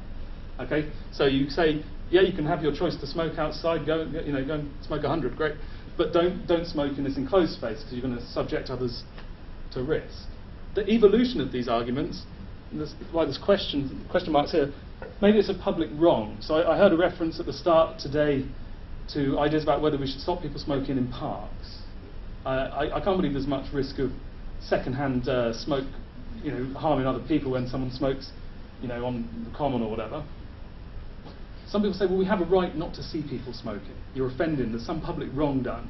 Okay, Ron Bayer, B-A-Y-E-R, has written a lot about this. He's based in New York City, where, of course, there's quite a strong anti-tobacco agenda going on, and looking at the idea of public wrongs that are done by smokers. So not just harms, but offences.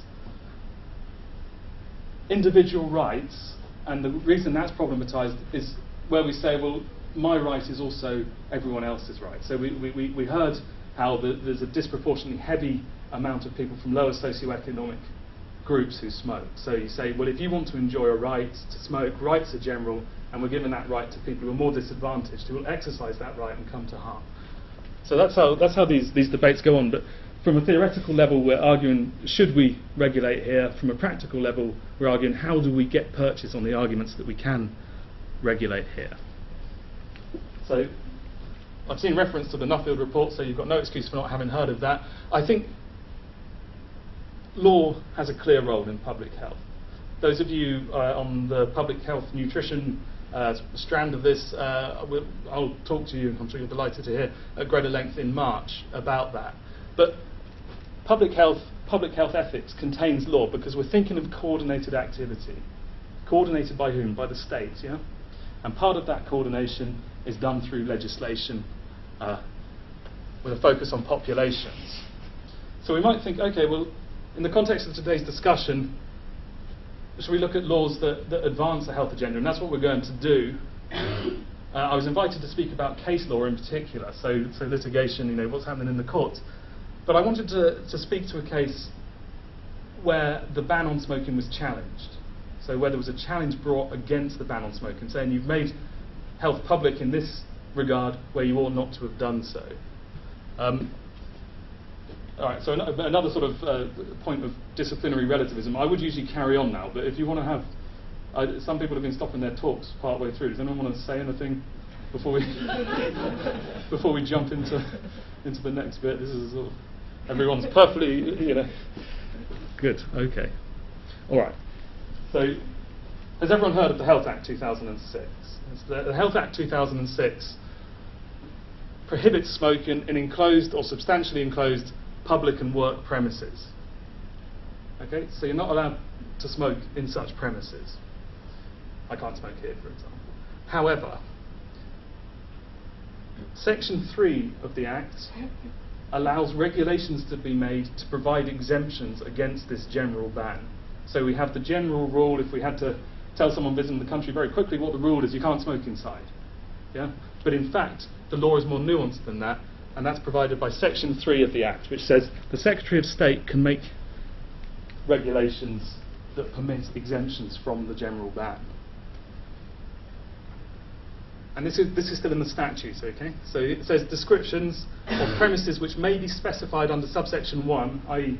premises that may be exempted from the ban, include in particular any premises where a person has his home or is living, whether permanently or temporarily, including hotels, care homes, and prisons and other places where a person may be detained.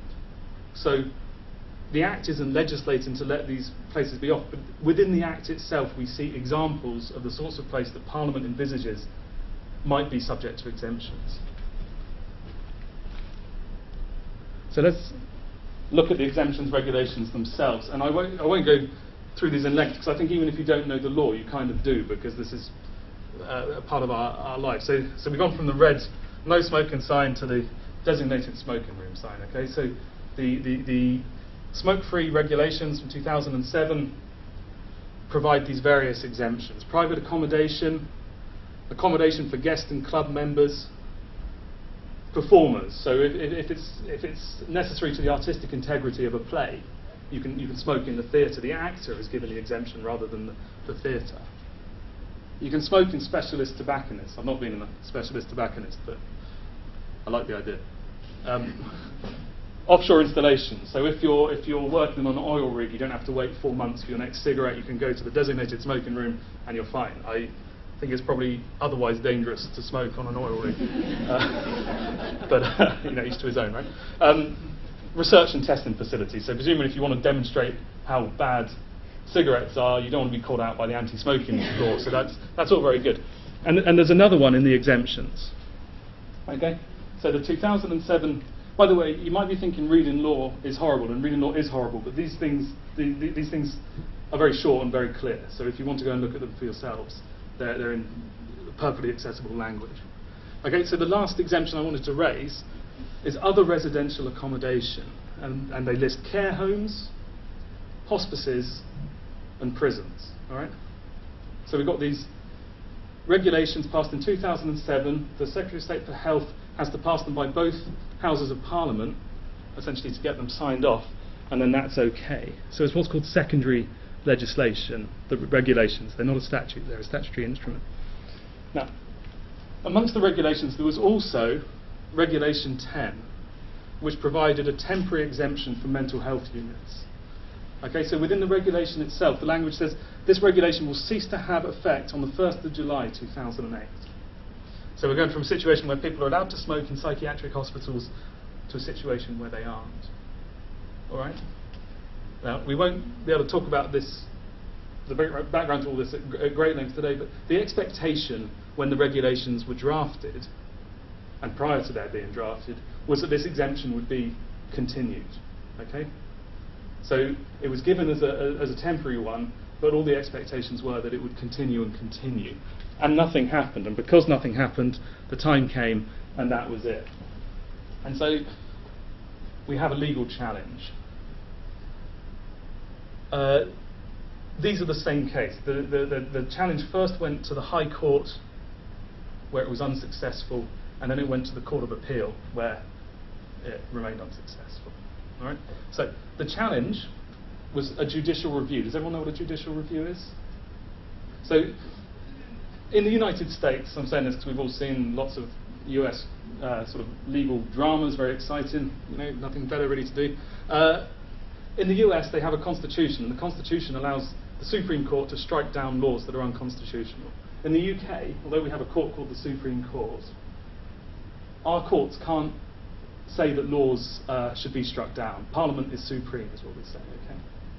But what the judiciary can do is review the actions and decisions of public bodies, okay? And they can be declared unlawful. A judicial review, then, is a challenge of a decision made by a public authority, and secondary legislation, such as the regulations I was just describing to you, could be subject to such challenge. Now, the applicants in these cases, bit of trivia, R is the Queen, so she brings the application on behalf of whomsoever it may be. In this case, they're inmates at Rampton Secure Psychiatric Hospital. So within the jurisdiction of England, there are 3 secure psychiatric hospitals. In a secure psychiatric hospital, you're not allowed to go outside. Okay? The law says you're not allowed to smoke inside. So the upshot is you can't smoke at all. There's a complete ban. So I came into Southampton General Hospital today. I saw a lot of people sort of slouched against the entrance, holding themselves up on their drip thing and having a cigarette. You don't have that option at Rampton Hospital. Yeah? Average inpatient stay is 8 years, so it's not like going without a cigarette for a week or two. Right? It's quite a big imposition if you like to smoke. So these inmates, these detainees at Rampton, challenged the legislation.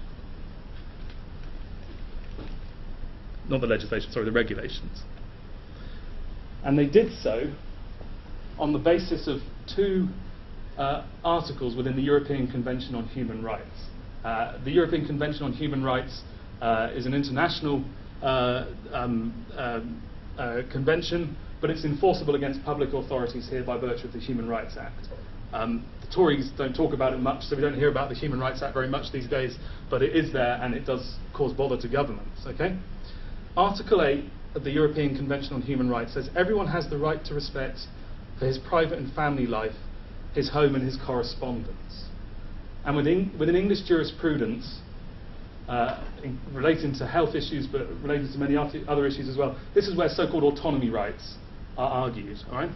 But Article 8 isn't absolute. So you've got 8.1 that says that. Okay, so you have a right to respect for your private and family life, but there are reasons the state may legitimately interfere with that right.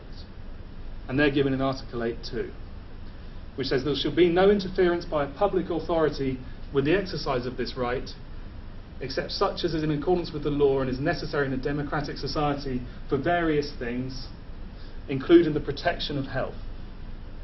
Okay, so the protection of health is seen within the framework of the European Convention as a legitimate reason, at times, for interfering with somebody's right to respect for private and family life, their autonomy rights. The other argument was based on Article 14. Article 14 of the Convention prohibits discrimination in the enjoyment of convention rights. So if you find one group, and you have to find that they're a group, that's what it's talking about when it's talking about status, that doesn't get to enjoy convention rights equally with other groups, then they have a legitimate claim against the state for the problems that gives rise to. Now, in the context of the Rampton smokers, they were saying, well, people in prisons can smoke.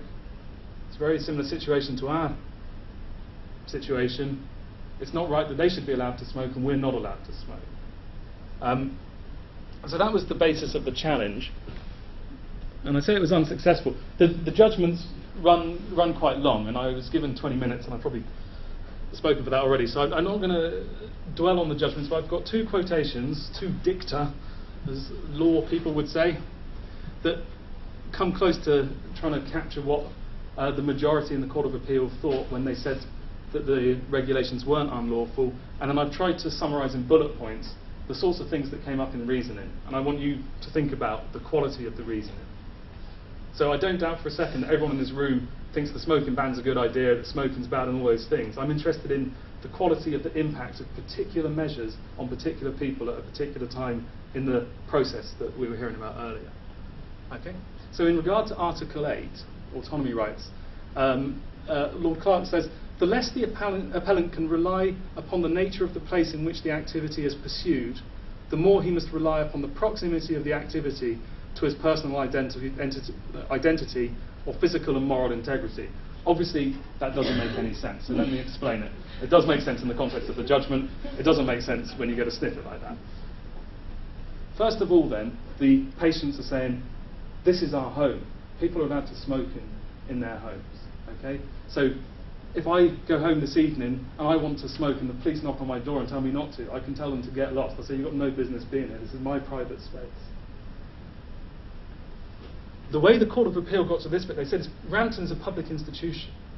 So they accepted that these people were resident there, and resident against their will, remember. They said this is where you live, where you have to live, but it's a public place. So your home is more public than my home, say. Okay? And that's why I think it's not just in this case, but why it's useful thinking of sort of what makes health public type ideas, yeah? In the context of Article 8, the less you can say, I'm doing this in private, so the more public the place you're doing it, the more then you have to come to a second rationale for saying that Article 8 gives you the right to do whatever you want to do, so in this case, smoking. And that's where you say it's integral to my character.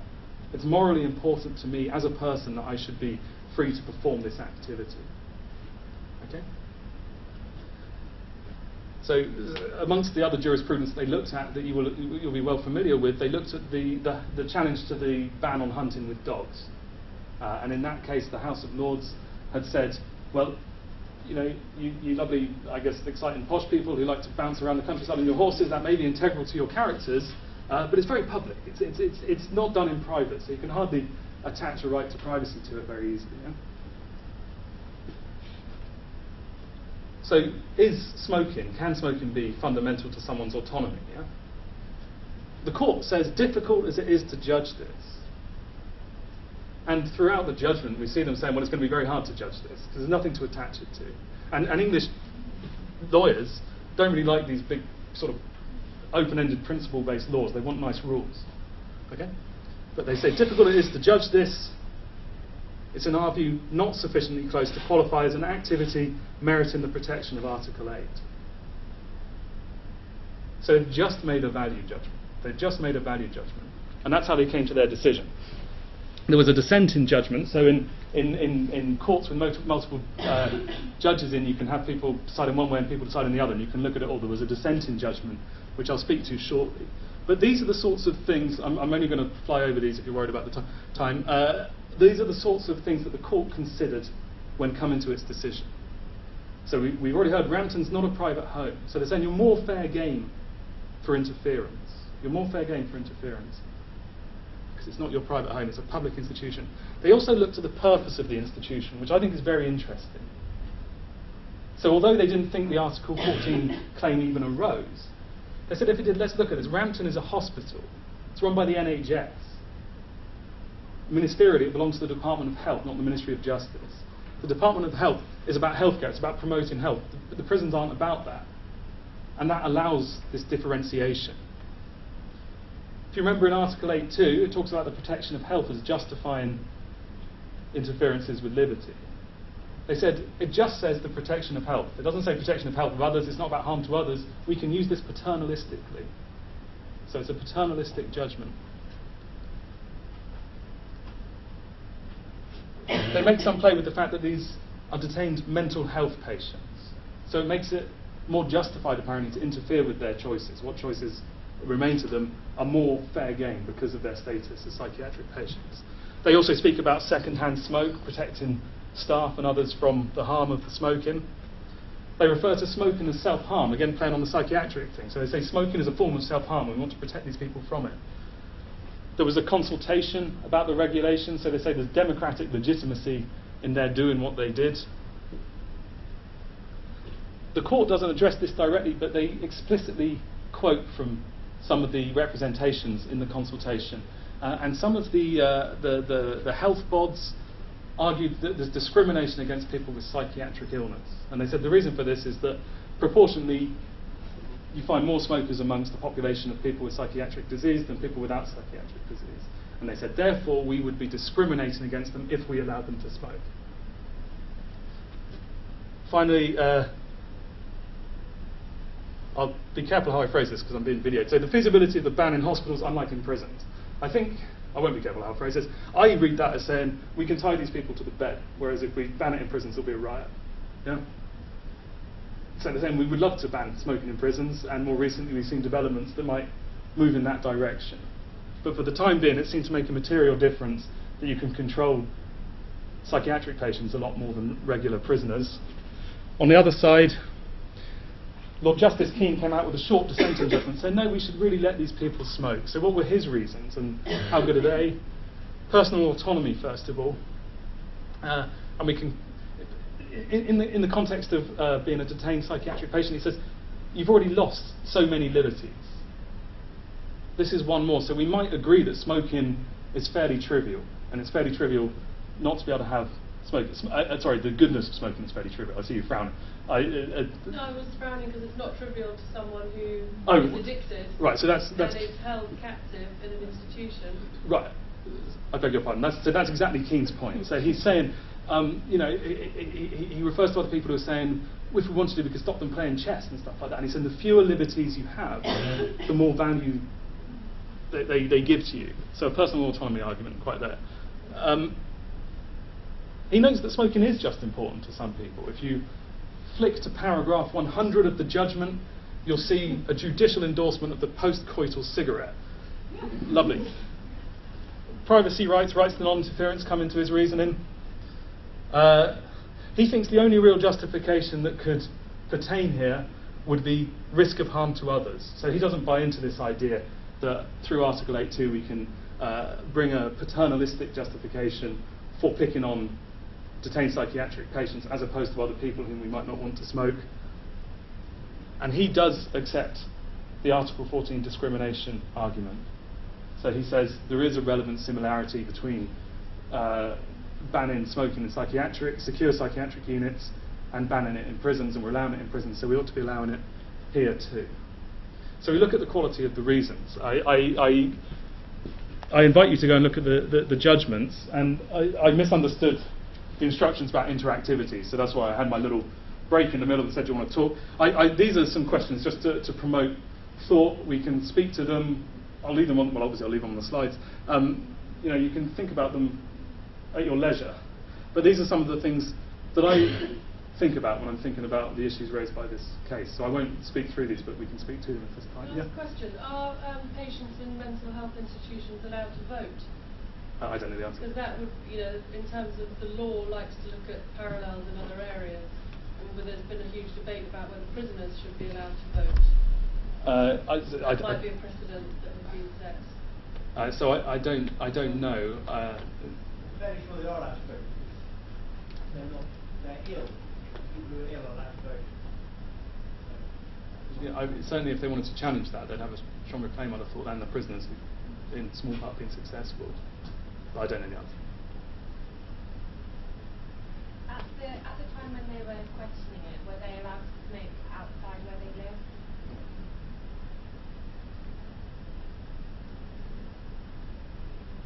What was the initial argument that they didn't allow people to smoke in the less violent institutions, but they allowed it in prison? Well, they didn't make an argument for that. So, like the very beginning, the government decided that you smoke in prison, you don't smoke there. No, and so this ministerial statement from when the Health Act was being, when it was the Health Bill, when it was being debated, where all these assurances were given that the exemption would continue. Also, it went to parliamentary select committees on human rights, and they had come to the view that this would infringe Article 8 anyway. So the prevailing opinion at the time this was all formulated was that this wouldn't be okay. But the Parliament's, the select committee's views on that aren't binding on the courts. The courts are the judiciary, so they came to the decision that they came to. And they're quite explicit that it's largely down to a value judgment. Now, we might think it's the right value judgment. I don't mind that, but that's what it was reduced to. Yeah. I think there's been a debate for a long time in the university after you said about the rate of smoking in mental health patients. So I'm just thinking back to before the law, when it was actually got the introduction of smoking policies into hospitals, etc., before it became law in the first place. And I think there was always that sense that the mental health institutions maybe were lagging, as it were, behind the rest of the NHS, and that this issue were meant to be addressed. And I think so whether that was part of the Yeah, and thank you. When they were dealing with the evidence, so the evidence was really dealt with explicitly in the judgments in the High Court decision, but the Court of Appeal have appended it. There's an appendix to the Court of Appeal judgment, so you can look at it quite straightforwardly. They looked at evidence from psychiatrists about, because part of the arguments were saying, you know, these patients are already in a very bad psychiatric state, and it's only going to get worse if you don't allow them their cigarettes. And there was an expert for the government who was saying, you know, this isn't going to have any terribly serious consequence, and the health benefits far outweigh whatever negatives there are. There was expert evidence that it would be harmful to the overall conditions of the patients. That was given fairly short shrift, really. In fact, the government expert said, I wouldn't prescribe cigarettes to my patients. I think he slightly kind of caricatures what this woman was really suggesting, which wasn't that we should treat people with cigarettes, but that we shouldn't take them from them. But I'm not a scientist, by the way. You guys would be much better than I am at assessing that evidence. I have read that there's a social control logic in the arguments as well, in that the cigarette is a unit of currency in both mental health hospitals and in prisons. But removal of that social control logic from mental health hospitals was congruent with them in healthcare settings. But the price to pay for removing that unit of currency in prisons was too much in terms of the likely threat of disorder within prisons. Yeah, well, thank you again, and that comes out very much in the majority judgment in the court. They don't speak about it at length, but they do just say, you know, it would be lovely to stop people smoking in prisons, but it's not really realistic. One other point, you mentioned the performing arts there, and there's been an interesting case over the last year in the Welsh Assembly about whether or not actors should be able to, or forced to, smoke or pretend to smoke on sets of films and TV dramas. And it's gone through the assembly and it's been successfully, depending on which side of the coin you're coming from, successfully passed with a very strong lobby against it in terms of the potential economic impact on filming TV and films in Wales, which of course is Doctor Who, Casualty and all those sorts of things, many of which actually were formally comprehensive of which those threats in the movie. Yeah, thanks for that. And that highlights perhaps an important point when you're thinking about legal strategy. This all relates to English. Usually when we talk about English law, we mean law that governs England and Wales. But on these questions, it's just England. So Wales is looking after itself, and then of course Scotland's looking after itself. Scotland had a similar case to this, went the other way, and I actually don't know what happens in Northern Ireland. Is there any, we've got a bit of time, any more points to chuck at John while he's here, and I guess you're going to hear a bit more of the nutrition bit and I think probably I've exhausted everyone with talking about law, which is a terribly unedifying subject. My email address is here, so if in 2 days' time you're thinking and you can't quite get through, or you're trying to access some of these materials, then just drop me a line, and that's absolutely fine. Yeah? Brilliant, thank you very much. I think again the diversity of the methods we can do for health promotion are illustrated here. What we'll do is, Graham, do you want to come up and kind of look at some population approaches as the heavens open? So the plan is that I kick off this little bit and then Simon fills in the gaps which I'll have inevitably left. Is that yours? No, it's not me. Third one up. This one here? Yeah. Yep. Okay, so we're through that one, done those, and we've arrived at that one. Yeah.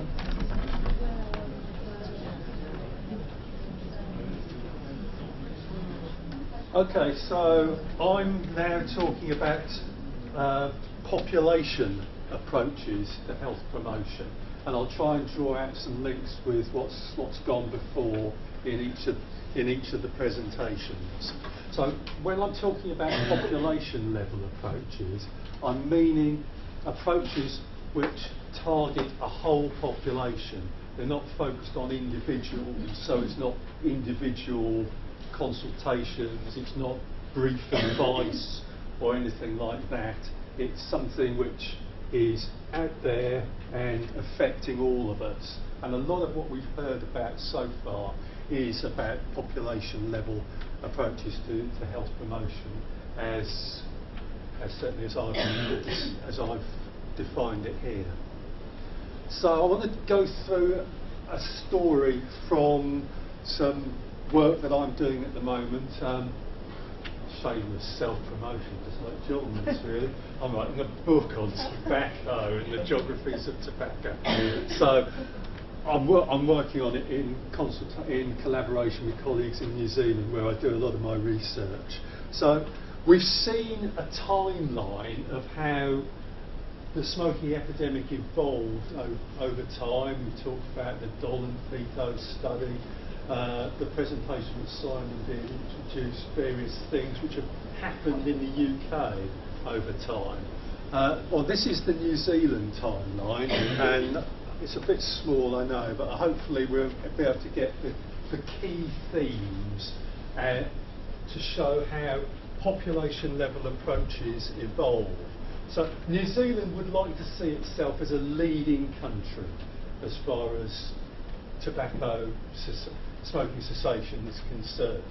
So what happens there has been very much the story of what's happened in lots of other countries, often a little bit later, as we shall see, not necessarily a little bit later.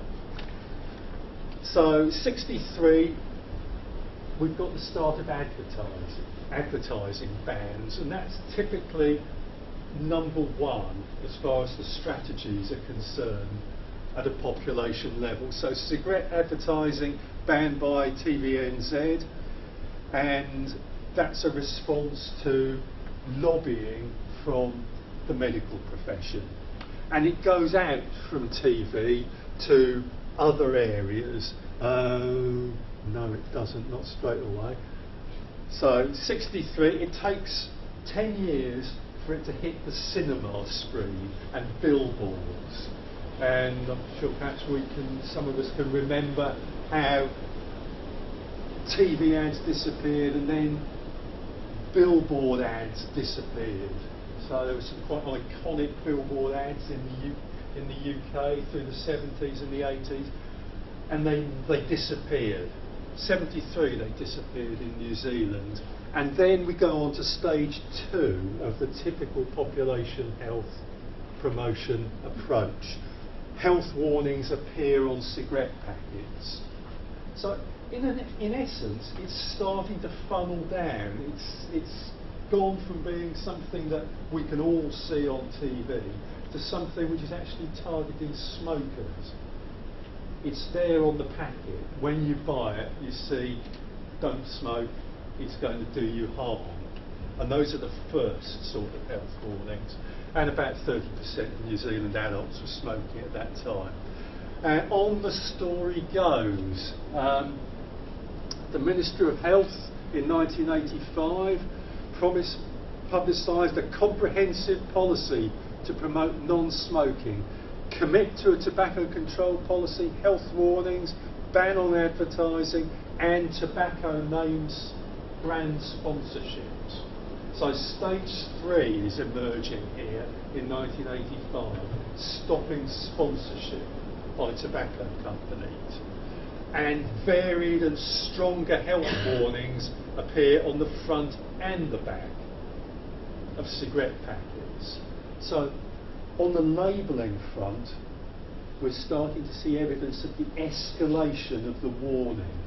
And that's an escalation which goes from this to damage your health through to pictures of fetuses and lungs and altogether ghastly consequences. So stronger warnings appear. Tobacco advertising banned with the passage of the Smoke Free Amendment Act. Sponsorship cancelled to replace tobacco sponsorship. And then it gets political. A new government, the national government, for which Reid, quite conservative, takes office, and it promises to repeal all this. So it's a political football, and we see that going on at the moment. For example, with David Cameron's responsibility deal, which particularly impacts the food and the drink industry. 92. Almost all forms of tobacco advertising in Australia are banned, so we've got local comparisons there.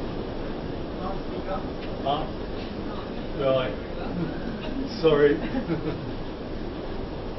So 92, they stopped the sponsorship of sporting events. I'm wandering too far. I'm back in the zone. Right. So they stopped the sponsorship of sporting events. That happened much earlier in the UK. And there are amendments which allow things tobacco sponsorships to continue in certain circumstances, some of which, as we shall see, are peculiarly New Zealandish. We're down to 27% smoking.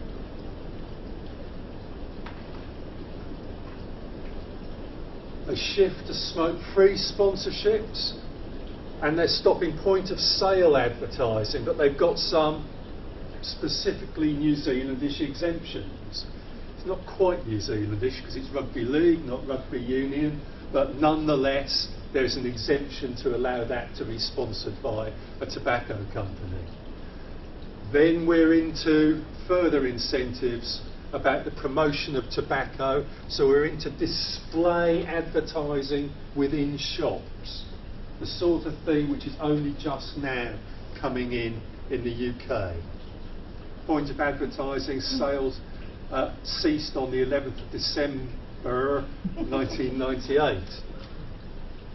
And then we've got graphical pictorial warnings. What we haven't got, and what I've left off here, is the international comparison here, because by the end of that period we have the escalation of the debate in Australia about plain packs, and oddly enough that hasn't happened in New Zealand, despite New Zealand wishing to see itself as a leader in terms of tobacco health promotion. So here we have it. Package of increased control measures focusing on the tobacco retail environment. Prohibiting visible display. Legislation regarding trading names for tobacco outlets. Can't advertise yourself as a tobacconist. But deadly rivalry. Australia bans tobacco advertising on the internet. New Zealand hasn't done that, so there's a next step there. Retailers have to ensure that tobacco projects are not visible to the public either from the inside or the outside of a premise. Fair enough, a bit like what we're doing now. Plain packaging goes through the Australian Parliament, but not New Zealand. But they're still down to 18%, which is quite low. And they have this objective, smoke-free Aotearoa New Zealand by 2025. They think they can do it through a combination of individual health promotion, population level health promotion, general societal change. And this sort of sloganeering is increasingly common. So Wales, for example, are contemplating espousing smoke-free 2030. So that's a history of population level initiatives, and it takes you through a typical, if you like, timeline of advertising, sponsorship, bans of various sorts, plain packaging legislation, display legislation, and so on. Next steps. Well, we've heard a little bit about this, and we've had hints of the rationale behind it. I said when I spoke earlier that it's increasingly difficult to stop people because so few people are now smoking. Perhaps the key to going smoke-free is stopping people starting.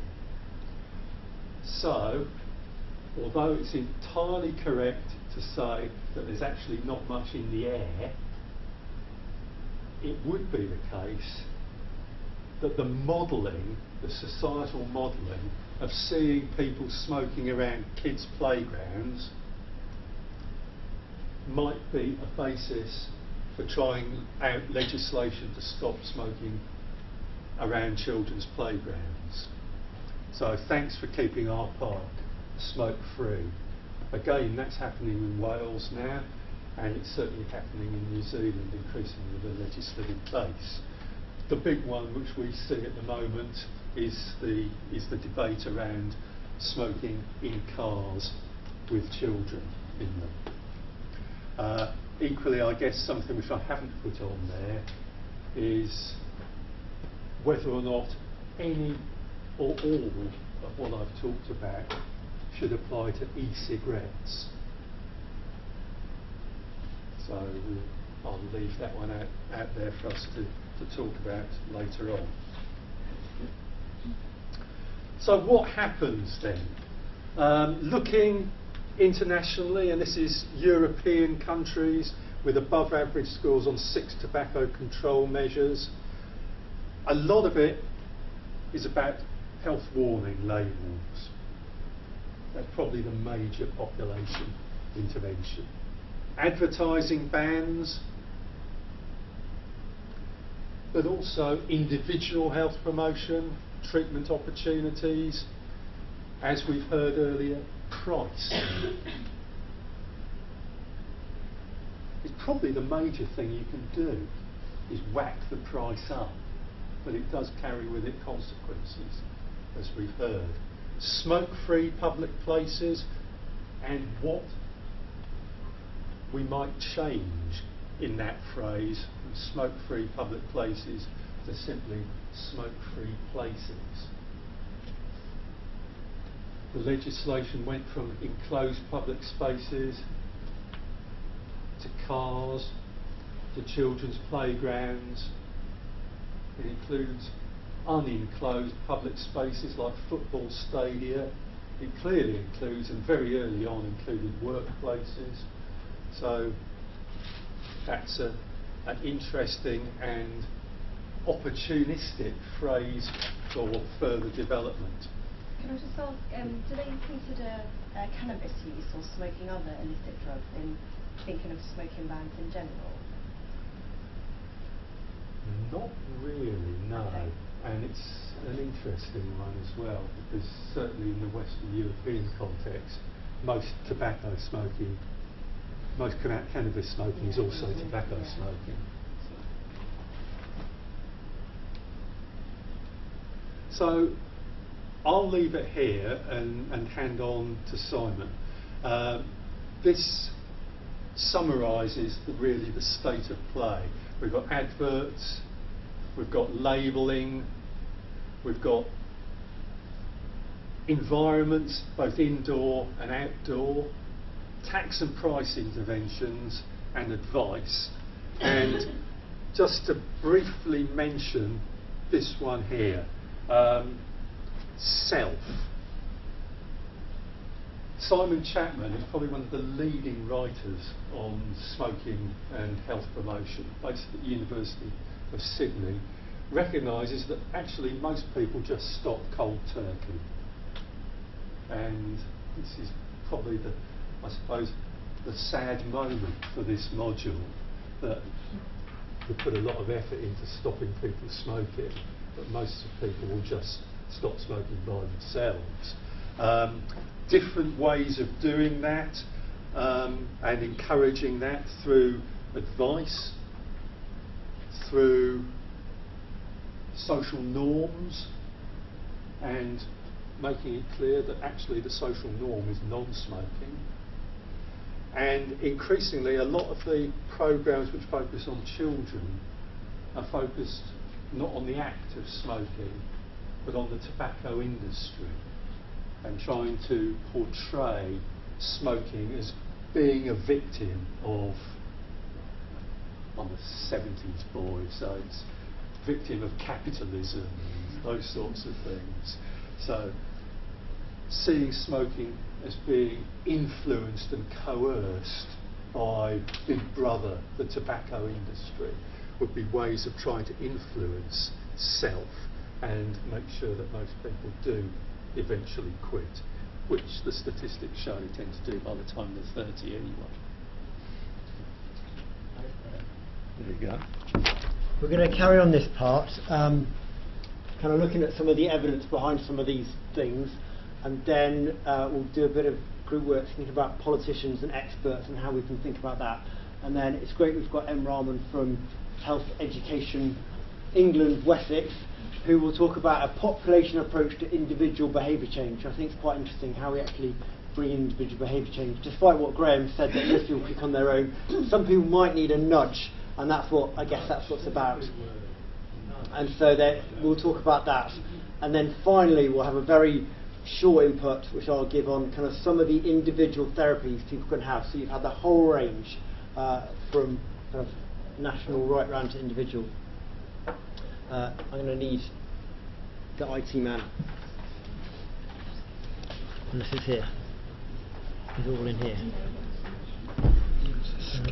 Oh, that's the one I need. Yeah, that's the one. There we go.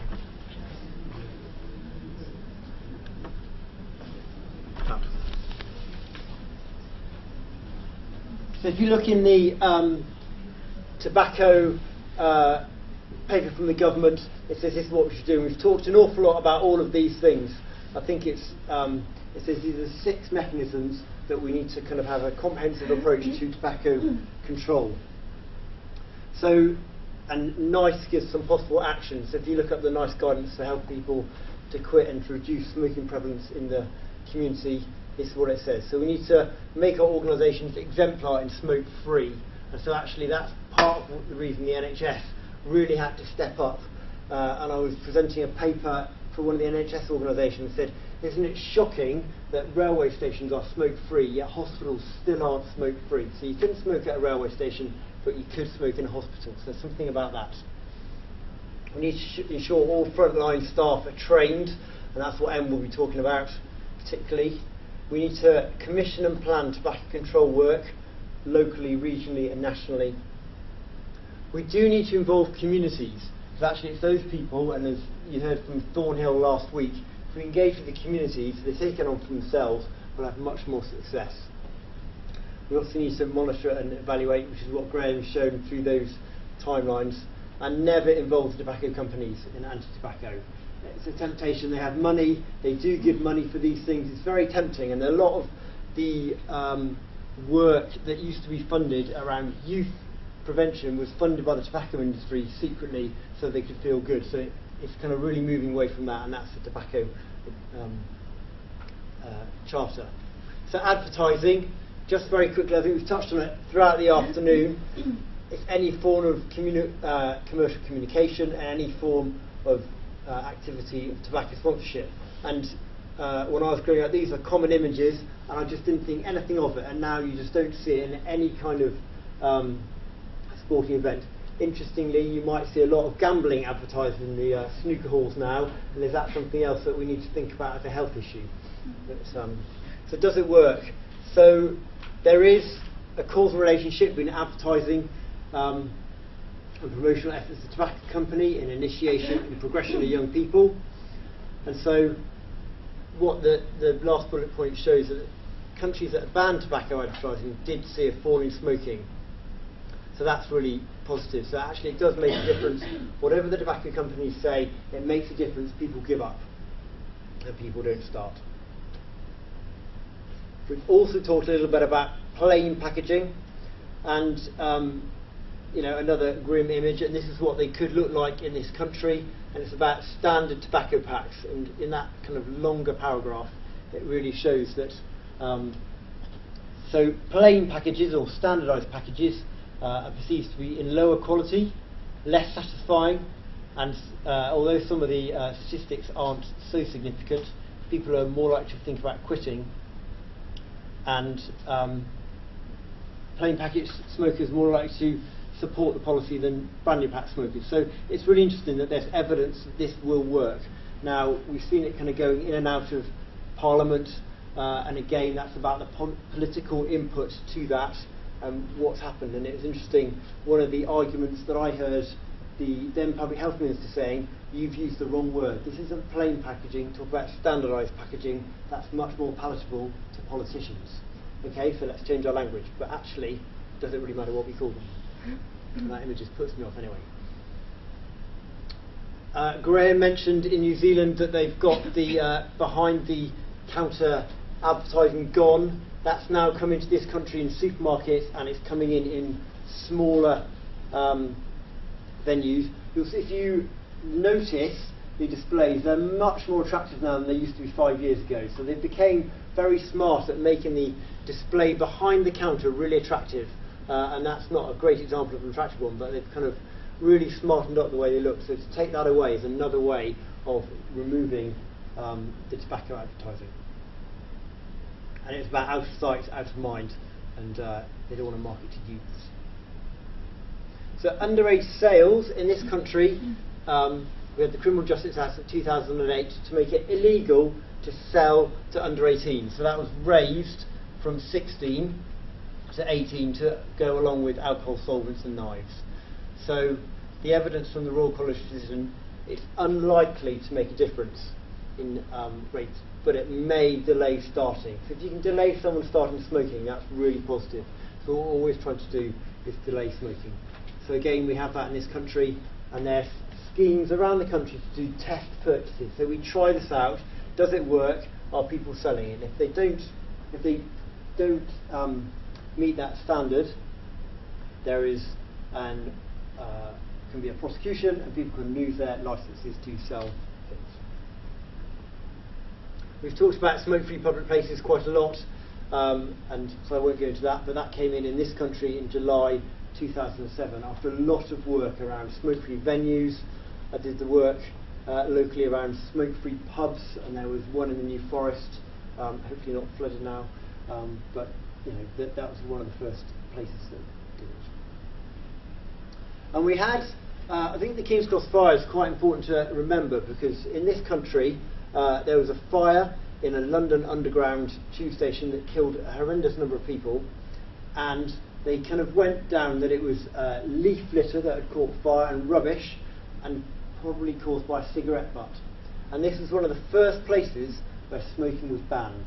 Now, you wouldn't think now of smoking on London Underground, but actually that was beginning to be the start of that journey to banning smoking in public places. That it wasn't about the health in terms of respiratory health, it was about fire health. And people thought that was fine because they didn't want to be put at risk from fire. So I think it's interesting what levers are needed to be used to bring policies forward. What year was that? I can't remember now. Do you remember King's Cross fire? I can't remember. So it was quite a long time ago, but before that you could smoke on the underground.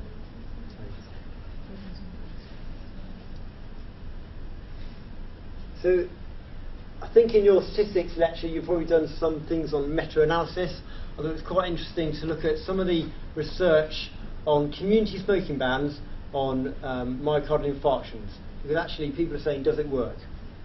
What this shows a number of studies that research different areas where smoking bans were brought into place and the impact that had on heart attacks.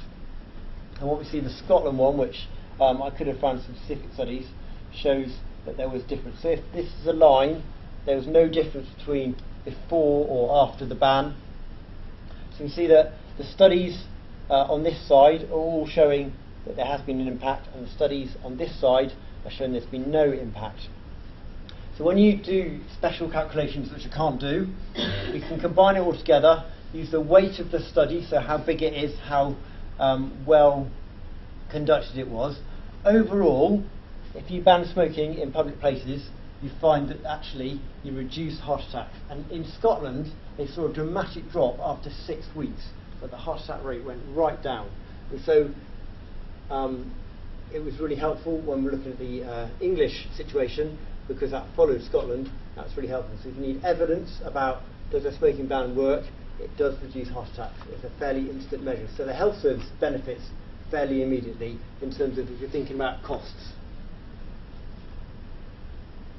So does it work? Again, number of adults admitted for emergency treatment for asthma has dropped since the smoke-free legislation, and that's bar for a huge expertise in smoking research.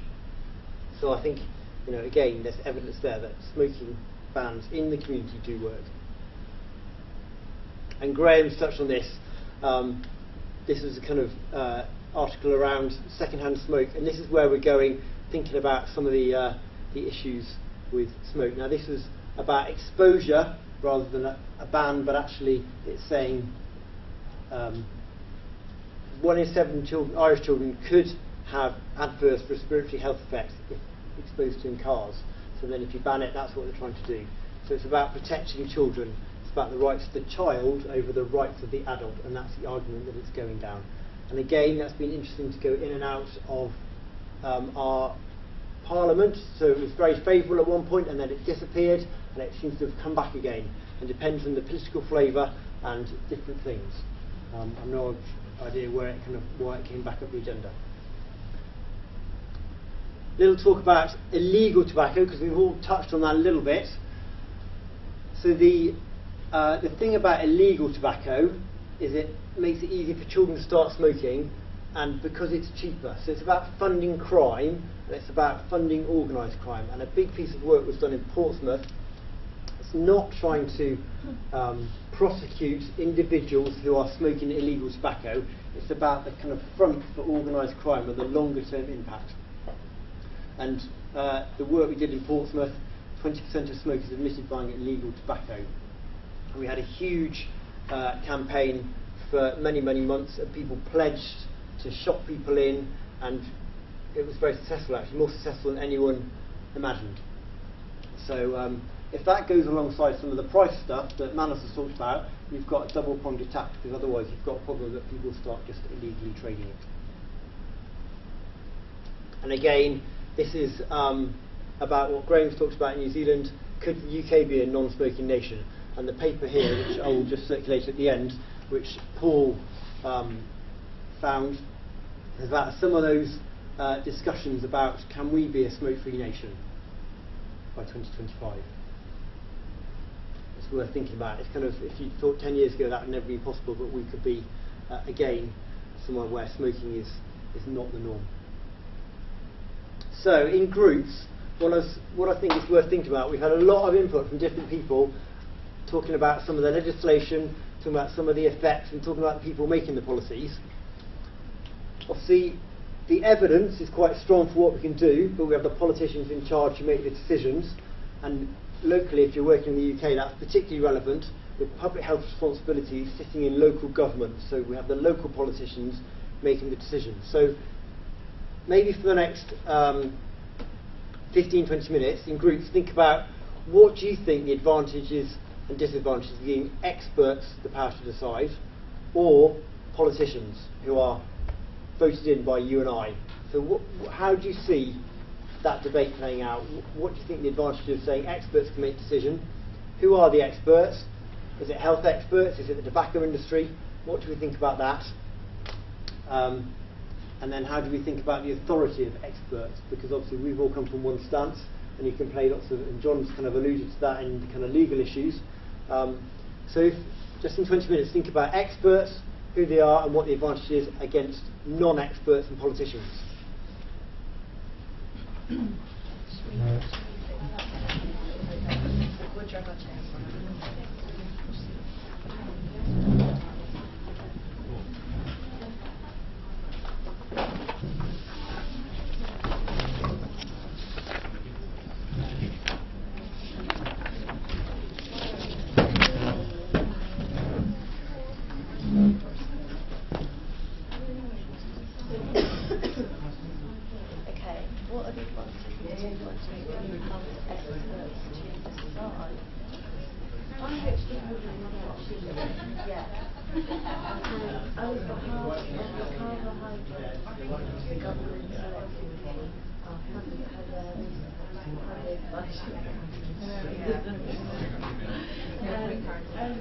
You just don't know.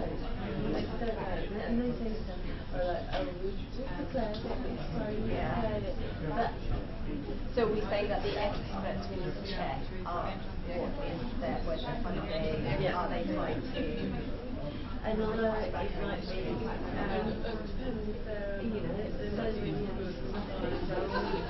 even if they're not are they functional?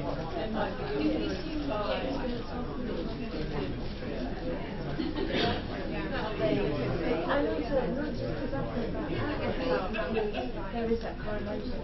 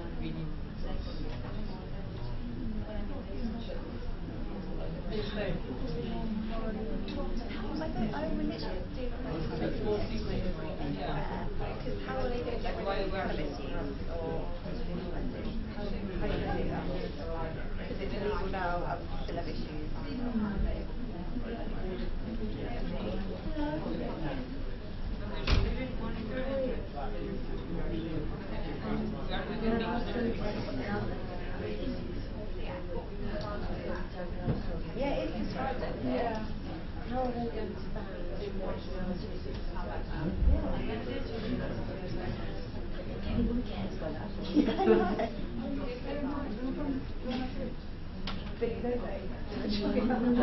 That's probably on the news now.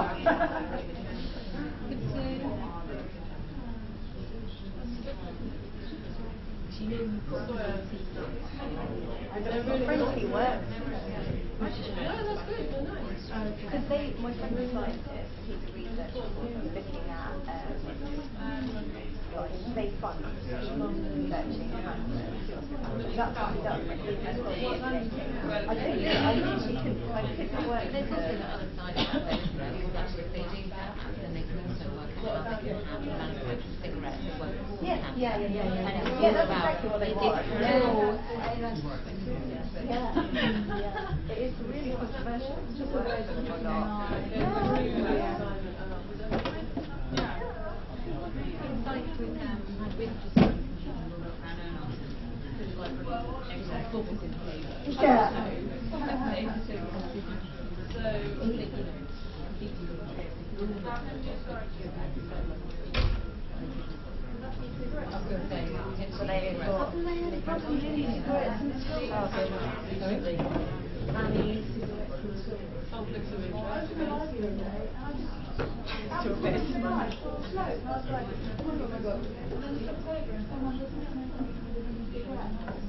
The trouble is just regulating, so you don't know what's in there, you know, it is real difficult, isn't it? Actually, cigarette manufacturers are regulated as to what they can bring in there, but they'll manufacture them elsewhere around the country, because the regulations are too stiff, so you'll then get an influx of foreign cigarettes, which potentially are cheaper, but also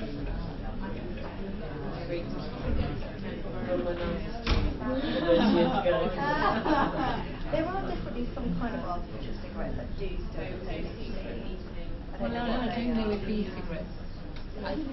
There's ones that you can top it up and put it in them, so that you're still getting the nicotine. But then the nicotine is the addictive. Yeah, which is what. Yeah. If you can still make an addiction there and giving a nicotine hit, then they'll.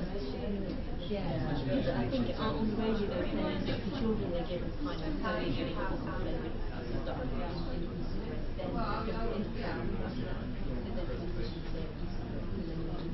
It's a bit like starting off on some of your softer drugs. Yeah. Actually, if you start with cannabis, you'll actually start to scale. A bit like I was watching something about criminals that they'll start off doing really mild sort of, you know, offered a shoplifting, and then there's a ladder.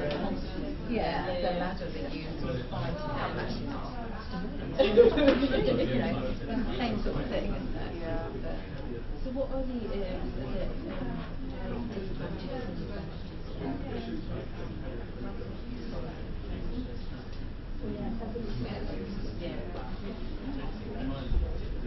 They have a more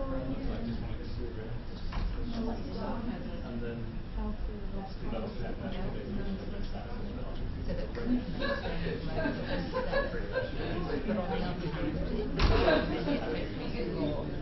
that moral bit that actually they're looking to let us promote wellness, not only involve bringing but then if you give the power to authority to give it to then they're going to be looking more of, well, if we have high smoking demographics in this area, if I'm talking about smoking, I'm less likely to be how do you make it? I want to do that.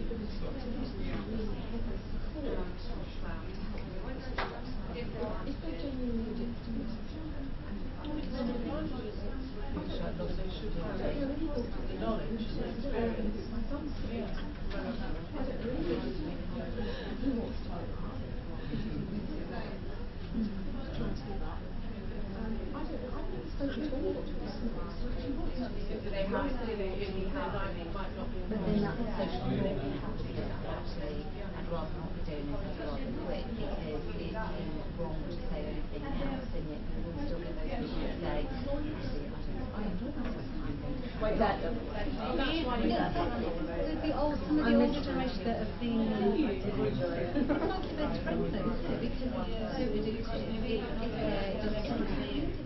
but there are things that make me think about it, like make me think about it more like if you hold a baby for 40 minutes after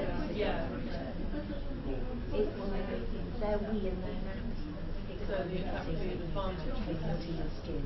You shouldn't be if you isn't that bad? Isn't that awful? Because of the harmful effects, because obviously it clings to you. Smokers smell, don't they, of smoke, and the harmful effect, there's 4 million chemicals in each individual cigarette, which only 6 of them have cancer. You wouldn't snuggle a newborn baby into your side, knowing that you stink of smoke and those toxins. And it's still later. So if you brush up next to someone at the railway station, it's just nasty. It's just nasty. You know, tube trains haven't come back to you. I used to do stop smoking clinics, and I'd be in a room in a hospital, and people would come and see me. By the end of the evening, I'd walk out and be absolutely my hair, my clothes, I'd go home, the first thing I do is go home and because it's that strong. Have you done any of that about smokers? We've got advantages and disadvantages. You'd expect to have everyone's face,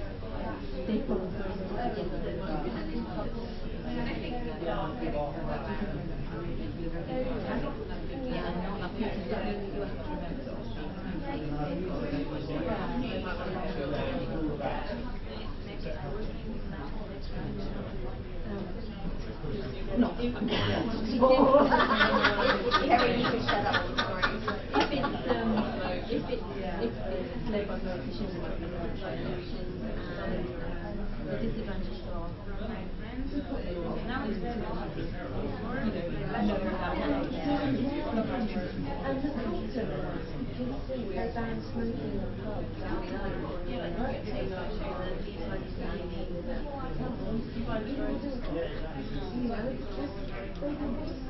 Did you smoke a lot?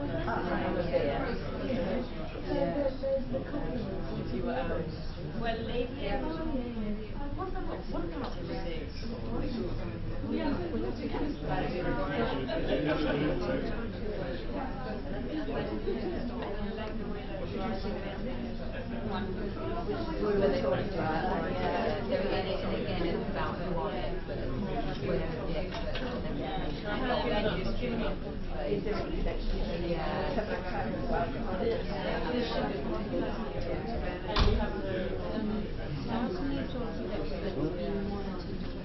well, they're not volunteers, they're just people on the carbohydrate committee, so how could they be volunteers?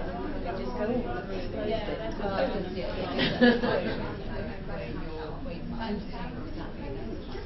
Professor Nutt, you know about Professor Nutt? He was the one who smoking and cannabis and things from one horses and then got away.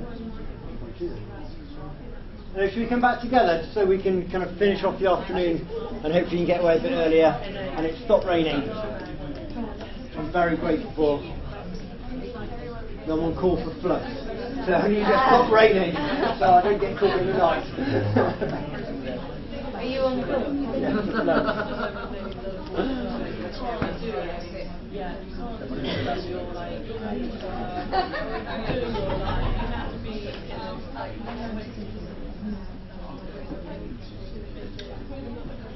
So who's got a view on giving the powers to the experts over the politicians and what the issues are? Maybe give it the back. What do you think about expert power in terms of democracy?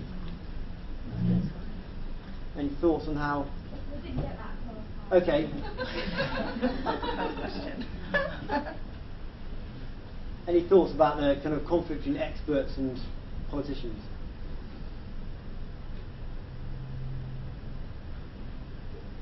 Yeah, go on. Okay. From a health perspective, having gone from like working in the local authority to around politicians, they've got their own emphasis for that peaceful ideology that they've been voted in by the population, the values that they represent. And also they're coming back, they're coming from people backgrounds and influence and then to think how we think, if that makes sense, in a nutshell. And I think it's all the short-termism of politicians. They're there for short periods, whereas medical experts,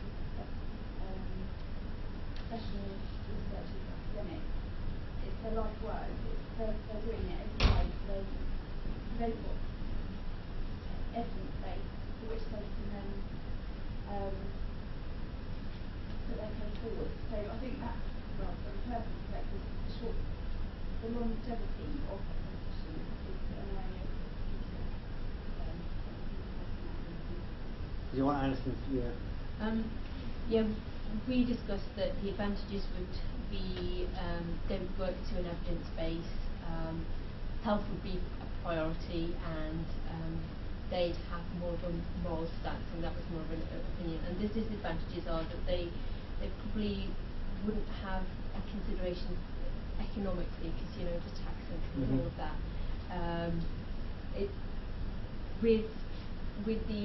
With the councillors and politicians, they are influenced by elections. So, if there's an election coming up, they probably wouldn't have such a great stand. And if they're even a demographic as high smokers, they probably wouldn't be fighting down at that time.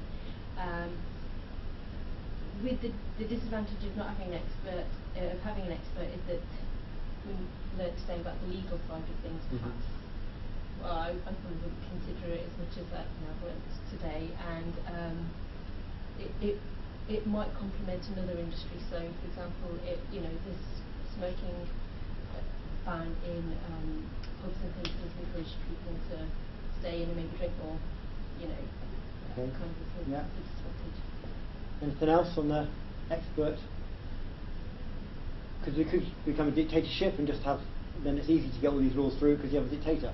And I guess we wouldn't want to live in that state, so that's why we have the balance between politicians and experts. And I was discussing this group the issue when the politicians disagree with the experts, what they do, they might get rid of them. And there's Professor Nutt, who was got rid of off the committee in the Department of the Home Office because he was talking about cannabis use and the risks, and they didn't like it, so they got rid of him. And I guess there's all those things. So experts have to be careful where they speak out, how they speak out.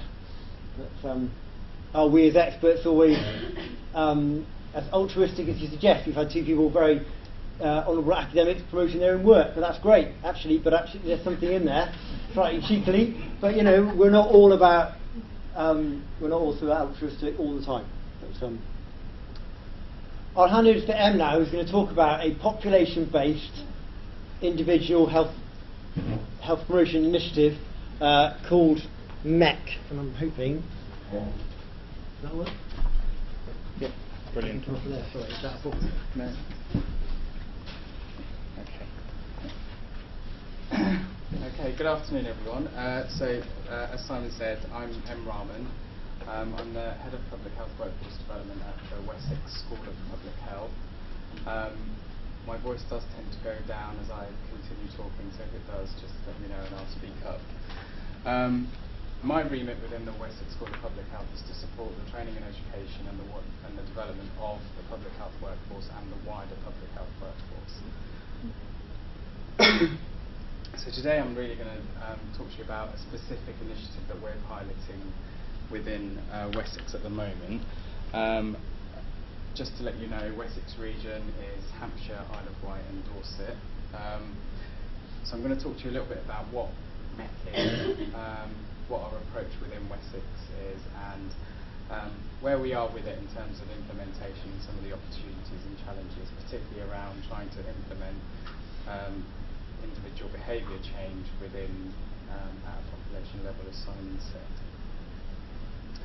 So MEC, in case you're wondering what MECC stands for, is Making Every Contact Count. It's not anything new for those that have been working in the field of public health, health promotion, health improvement.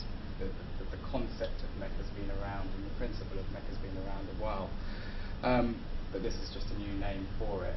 What it essentially is, it's aiming to improve the health of the population within an area by maximising on the opportunities of frontline services, working across an area, working across an organisation, to maximise on that opportunity that they have with patients, clients, customers, citizens, the public that they come into contact with. So if you're a housing officer who's talking to someone about their housing needs, is there an opportunity there to talk to them about health and well-being? If you're a physiotherapist who's working with a client patient, is there an opportunity to talk about health and well-being there?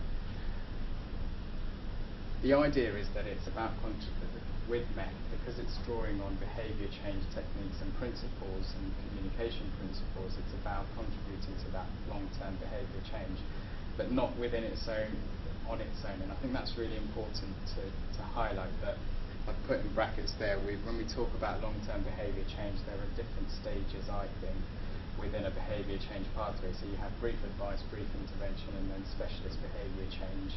And I think it's actually bringing all of those together to start looking at behaviour change and building on that organisational culture of how organisations see their role in promoting health and well-being. So if you're a voluntary sector organisation, if you're a local authority, housing department, do they see their role in contributing? How do they see their role in contributing to public health, and then how do they see that being implemented? Does that make sense? I'll just quickly go through these. So in terms of the context, we've had all of this today: preventable diseases and the impact on health, the cost burden of disease and the impact of health inequality in terms of health, lifestyle choices that people make. But I think it's really important to remember that within the context of those frontline services, that we're asking to interact with their citizens in a different way. MEC really became, the profile for MEC really rose through some of these individuals, so the work of Marmot, Wanless and the NHS Future Forums report, which highlighted the need to engage the wider NHS, the wider workforce, around building their capacity to deliver health, because actually the opportunities there were vast and resources were being reduced, and therefore, how could we bring the system together to take this approach that focuses on the social determinants. And again, within the context of behaviour change, some of these key documents that have really shaped the way, and I was having a couple of conversations with some colleagues around behaviour change, and actually where it was 10, 15 years ago and where it is now in terms of the evidence base, in terms of what works. But just to highlight a couple of those, so the Changing Behaviour Health Trainer Handbook, that's a book that was developed for health trainers, which looks at workforce competencies in terms of how they support clients through individual behaviour change leading to sustained behaviour change. And then the Yorkshire and Humber Behaviour Change Framework, which identifies lots of different levels of competency. So if you're a workforce that is working at level 1, these are the types of competencies that you would need in order to implement behaviour change. And the recently published NICE guidance, which really takes a very systematic approach in terms of how you develop, deliver, how you implement and evaluate a behaviour change intervention. And I definitely encourage you to look through that if you've got time. Susan Meeke as well, just to pick up on the work of Susan Meeke and her colleagues at University College London. She's developed a behaviour change techniques taxonomy, which is bringing together, I think there's over 93 different types of behaviour change techniques, bringing them all together and categorising them, so to looking at what types of techniques work best for what types of behaviours. And again, just to demonstrate how far behaviour change has come along in terms of as an intervention, However, I think how you implement individual behaviour change at a population level and measure the impact of that is interesting. So. Is that implemented, like when people, for example, like dietitians and initially do their training? Is it implemented there, or is it like an add-on once people are learning? Like when do they? So at the moment, the pilot, the approach that we're taking is for the existing workforces that have been trained up and that are in roles. However, if the pilot's successful in terms of the instruments, I suppose, that we're using to implement the MEC, then we would look at taking that into pre-reg training. So those people that before they start their roles and get into work, that they're coming out trained in those skills. Yeah. So the approach that we're taking, I think the first thing at the bottom there is about skilling up the frontline staff, so giving them the competency and the confidence to be able to deliver MEC. I think it's quite important to remember that this is making every contact count isn't just about skilling up that individual workforce around to be able to deliver MEC. We need to have the senior level buy-in. We need to have it embedded within organisations. And I think that's something that we've been quite strong on in terms of our approach, that it's about developing organisations as well as developing the workforces, because the last thing we want is workforces to be going, oh God, you know, this is another thing that's been added onto my role, because actually you need the organisations to recognise their role, their organisation being a public health organisation, and then for that to filter down, so for the workforces then to understand, okay, this is something that is part of my role and I recognise it as part of my role. The other, okay. So we're taking a systematic approach in the sense that we want to pilot it in different settings, and so the final product that we develop at the end of that would be what we roll out across this region, making sure that we have senior level buy-in and making sure that ultimately it's embedded within organisations. So essentially looking at supporting the development of public health organisations who are then supporting their frontline services to deliver MEC. So our pilot, we received some funding to pilot making every contact count within this region, and we recruited 3 pilot sites. So we've got Hampshire Hospitals, which is our acute setting, and they're focusing their project with the diabetes services, the therapy services, which include workforces like physios and occupational health. With Southern Health, they're focusing it with community mental health workforces and prenatal workforces, so midwives and so forth. And then Portsmouth City Council are focusing it with their housing officers. The intervention essentially is we've developed, or we've adapted, an organisational assessment tool which is developed on an NHS sustainability model, but it has 10 factors which, with the help of Viv and Sue, we were able to adapt. And what this model does is really, it kind of takes stock of everything that organisations have done, from staff health and wellbeing initiatives to, you know, really kind of smoking policies or wellbeing policies or whatever, at a senior level, and then kind of brings all of that together and then identifies, okay, here are the gaps in order for you to become a MEC organisation or a public health organisation. And then the idea is that they then use the results from that assessment to then develop an action plan, which they will then implement over a period of time, and then kind of reassess themselves to see whether they've made any progress. So that's at the organisational level. And then at the workforce level, we're looking at delivering the Healthy Conversations Training Skills Programme, which was developed by health psychologist colleagues within the Medical Research Council here in Southampton. And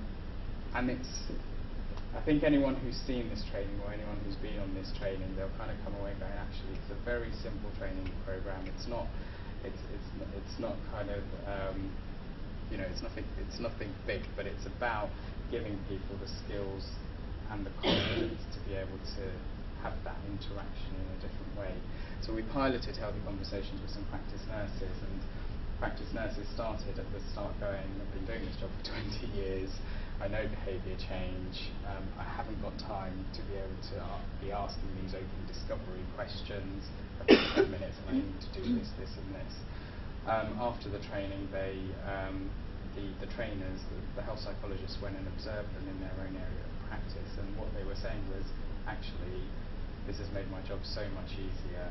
I thought it would take me longer, but actually I was finding that I was spending a lot of my time telling them, you should do this, you should do this, you should do this, but just by asking one or two key questions, I was able to really have an understanding of their world, what the issues were, and then be able to support and signpost them in a proper way.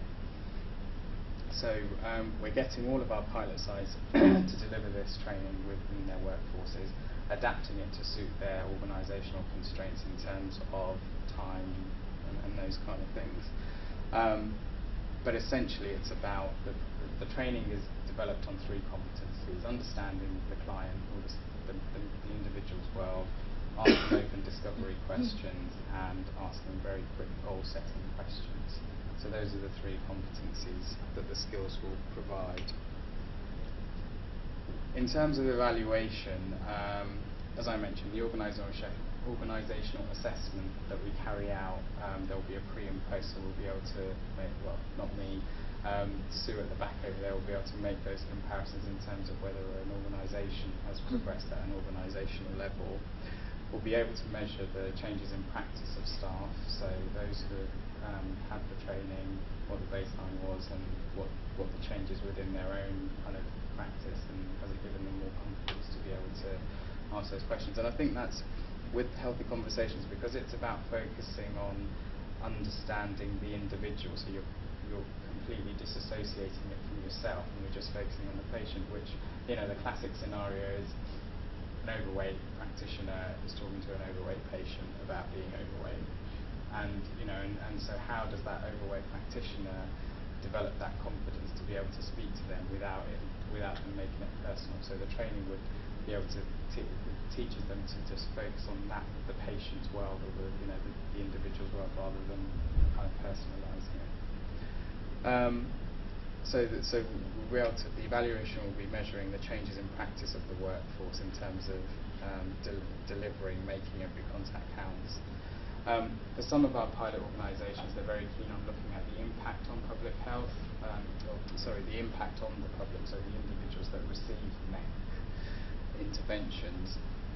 That's a little bit more challenging. I think the kind of things that we can get the organisations to, in terms of measuring the impact, is where that person, that individual, is being signposted to. So you have the MEC intervention, you have the MEC intervention, and you know, work with the individual to do some very quick goal setting. They want to stop smoking.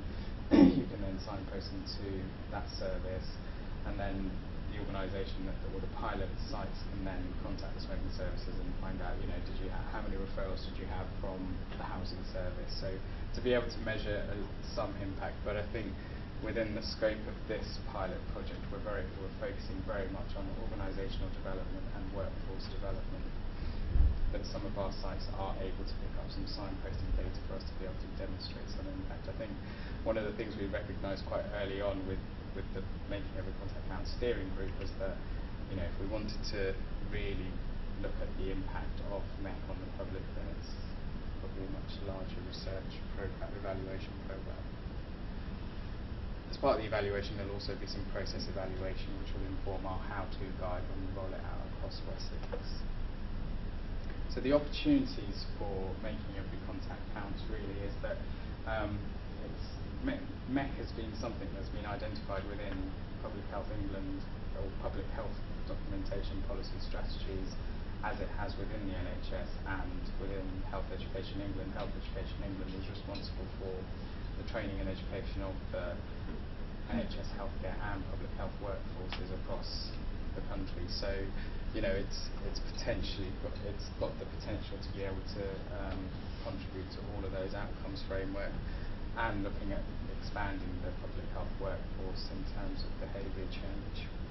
and I think we're the only pilot site at the moment. So there are lots of MEC pilots that are going on, but I think we're the only region that's actually evaluating it. So we'll be able to, say this works, this doesn't work, don't do that. In terms of the challenges, MEC kind of sounds very simple. It's about maximising on the opportunities to equipping frontline staff with skills, confidence to be able to interact with people in a different way. But actually, trying to implement it within an area where there's been huge changes, but also there's organisational cultures. So it's not just within the NHS that we're our ambition is to look at that. It is across 3 different kind of settings, I suppose, and within those you have cultures, and that's been a real challenge. I think one of the key things has been training and staff time, which is a real classic thing in terms of how do organisations not really being able to release staff to go on training. So people are saying, well, actually, can't you do e-learning or e-type training?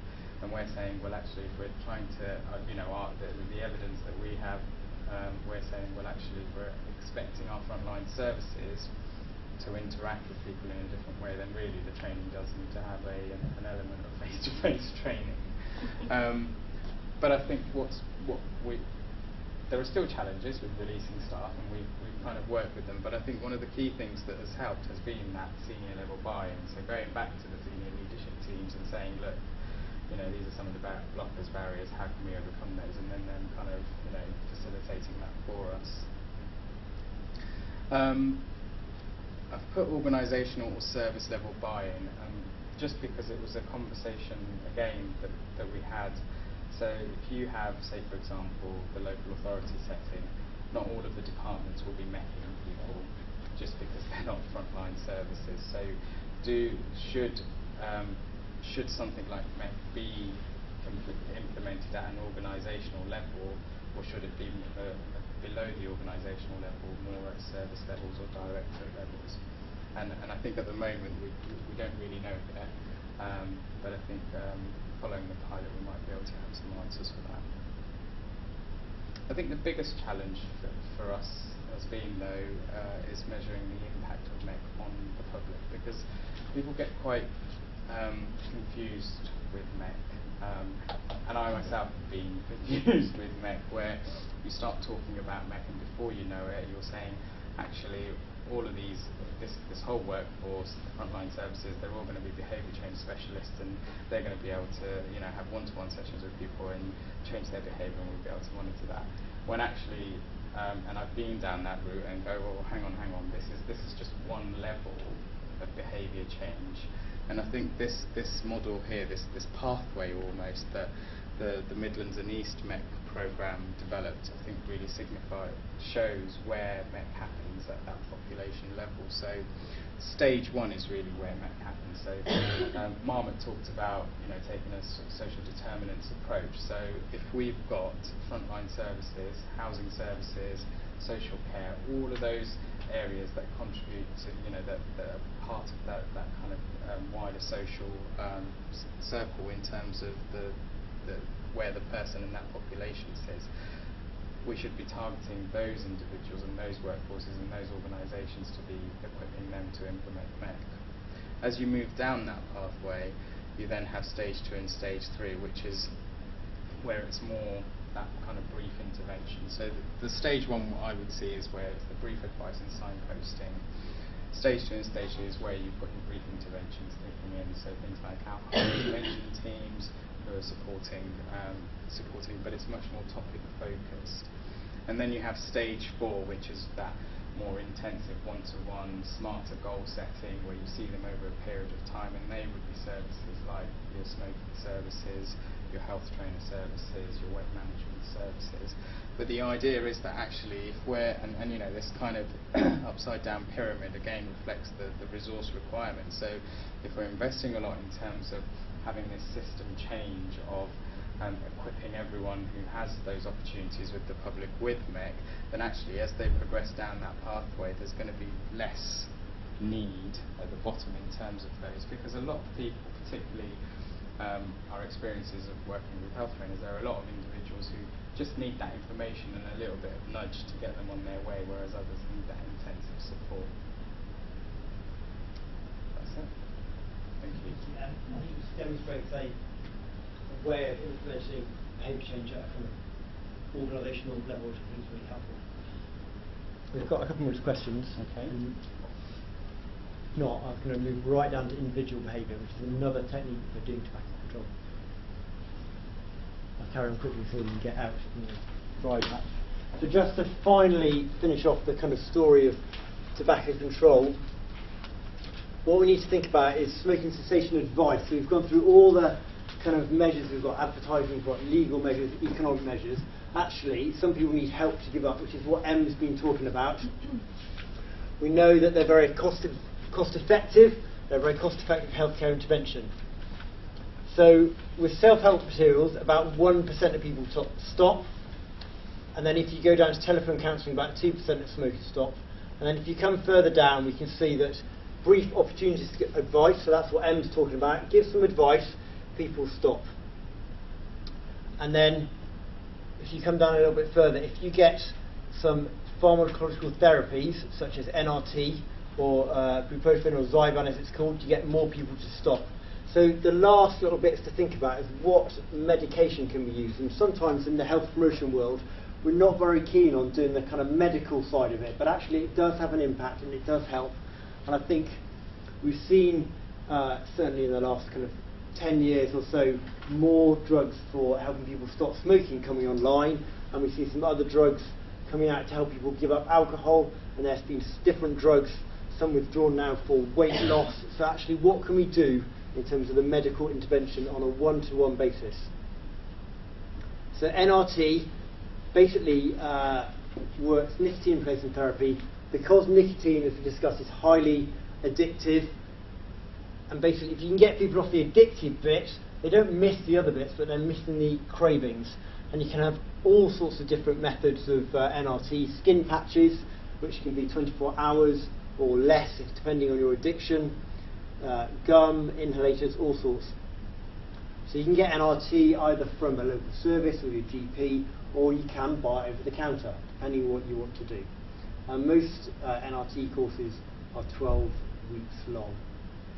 And interestingly, when you look at pregnant women, NRT isn't prescribed normally for pregnant women, but they're saying smoking is so much more harmful than NRT, it's worth having, so they do give it to pregnant women as well. But actually that was a bit of a shift more recently, and my smoking colleagues nodding at me, but they do have it, but actually it was a later development. It was quite a fight, because I know as a prescriber I used to prescribe NRT for pregnant women. I would have pharmacists refuse to dispense it because they were pregnant, and then I'd have a battle to say actually it's less harmful. Continue to smoke. Yeah. So it's moved a long way. I'm not a pharmacologist. So then they had a new drug called Zyban, which originally was used to treat depression. With all these things, they found it did something else, and so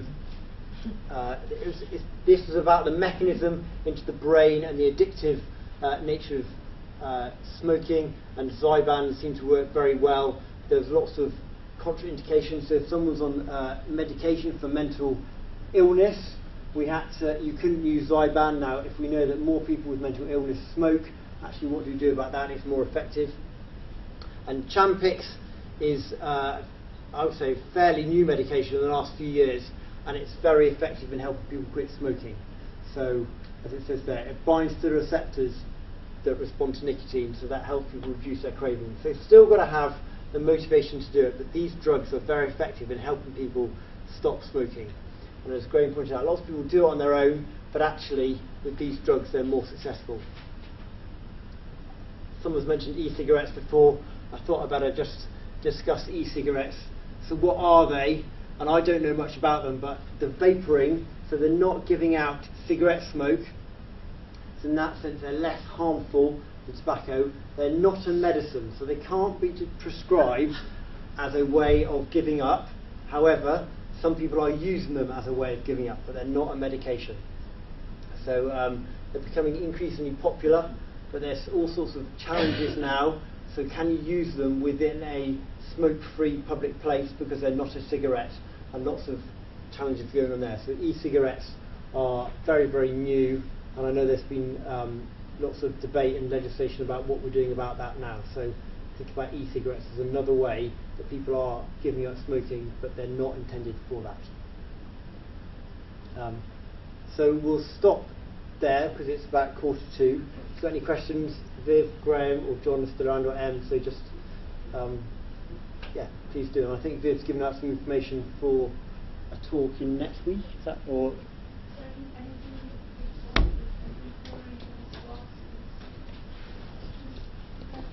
can I actually say thank you to Paul in absentia, and I'm sorry that he's missed the afternoon, to Simon for taking over, and to all our speakers who are still here. Can I just thank them for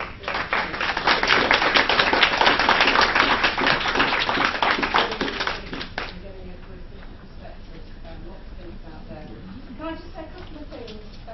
Firstly on that one, if anybody's interested, there is a chapter in the psychology, the health psychology, that if anybody wants to borrow this one, they can, but there is one on tobacco and smoking from the sort of behavioural psychological perspective, if anybody wants to have a look at that. Also, Penny sent you an email that had an extract from a paper that's in this journal on qualitative research approach. Yes? Did you get that email? Okay. Yes. If anybody wants to borrow this and copy the article for their own personal use, that's fine. If you can get it in the library, good too. We're talking about it. So if anybody wants to take that and have a look at the article, and if you want to agree with it at all, then please do.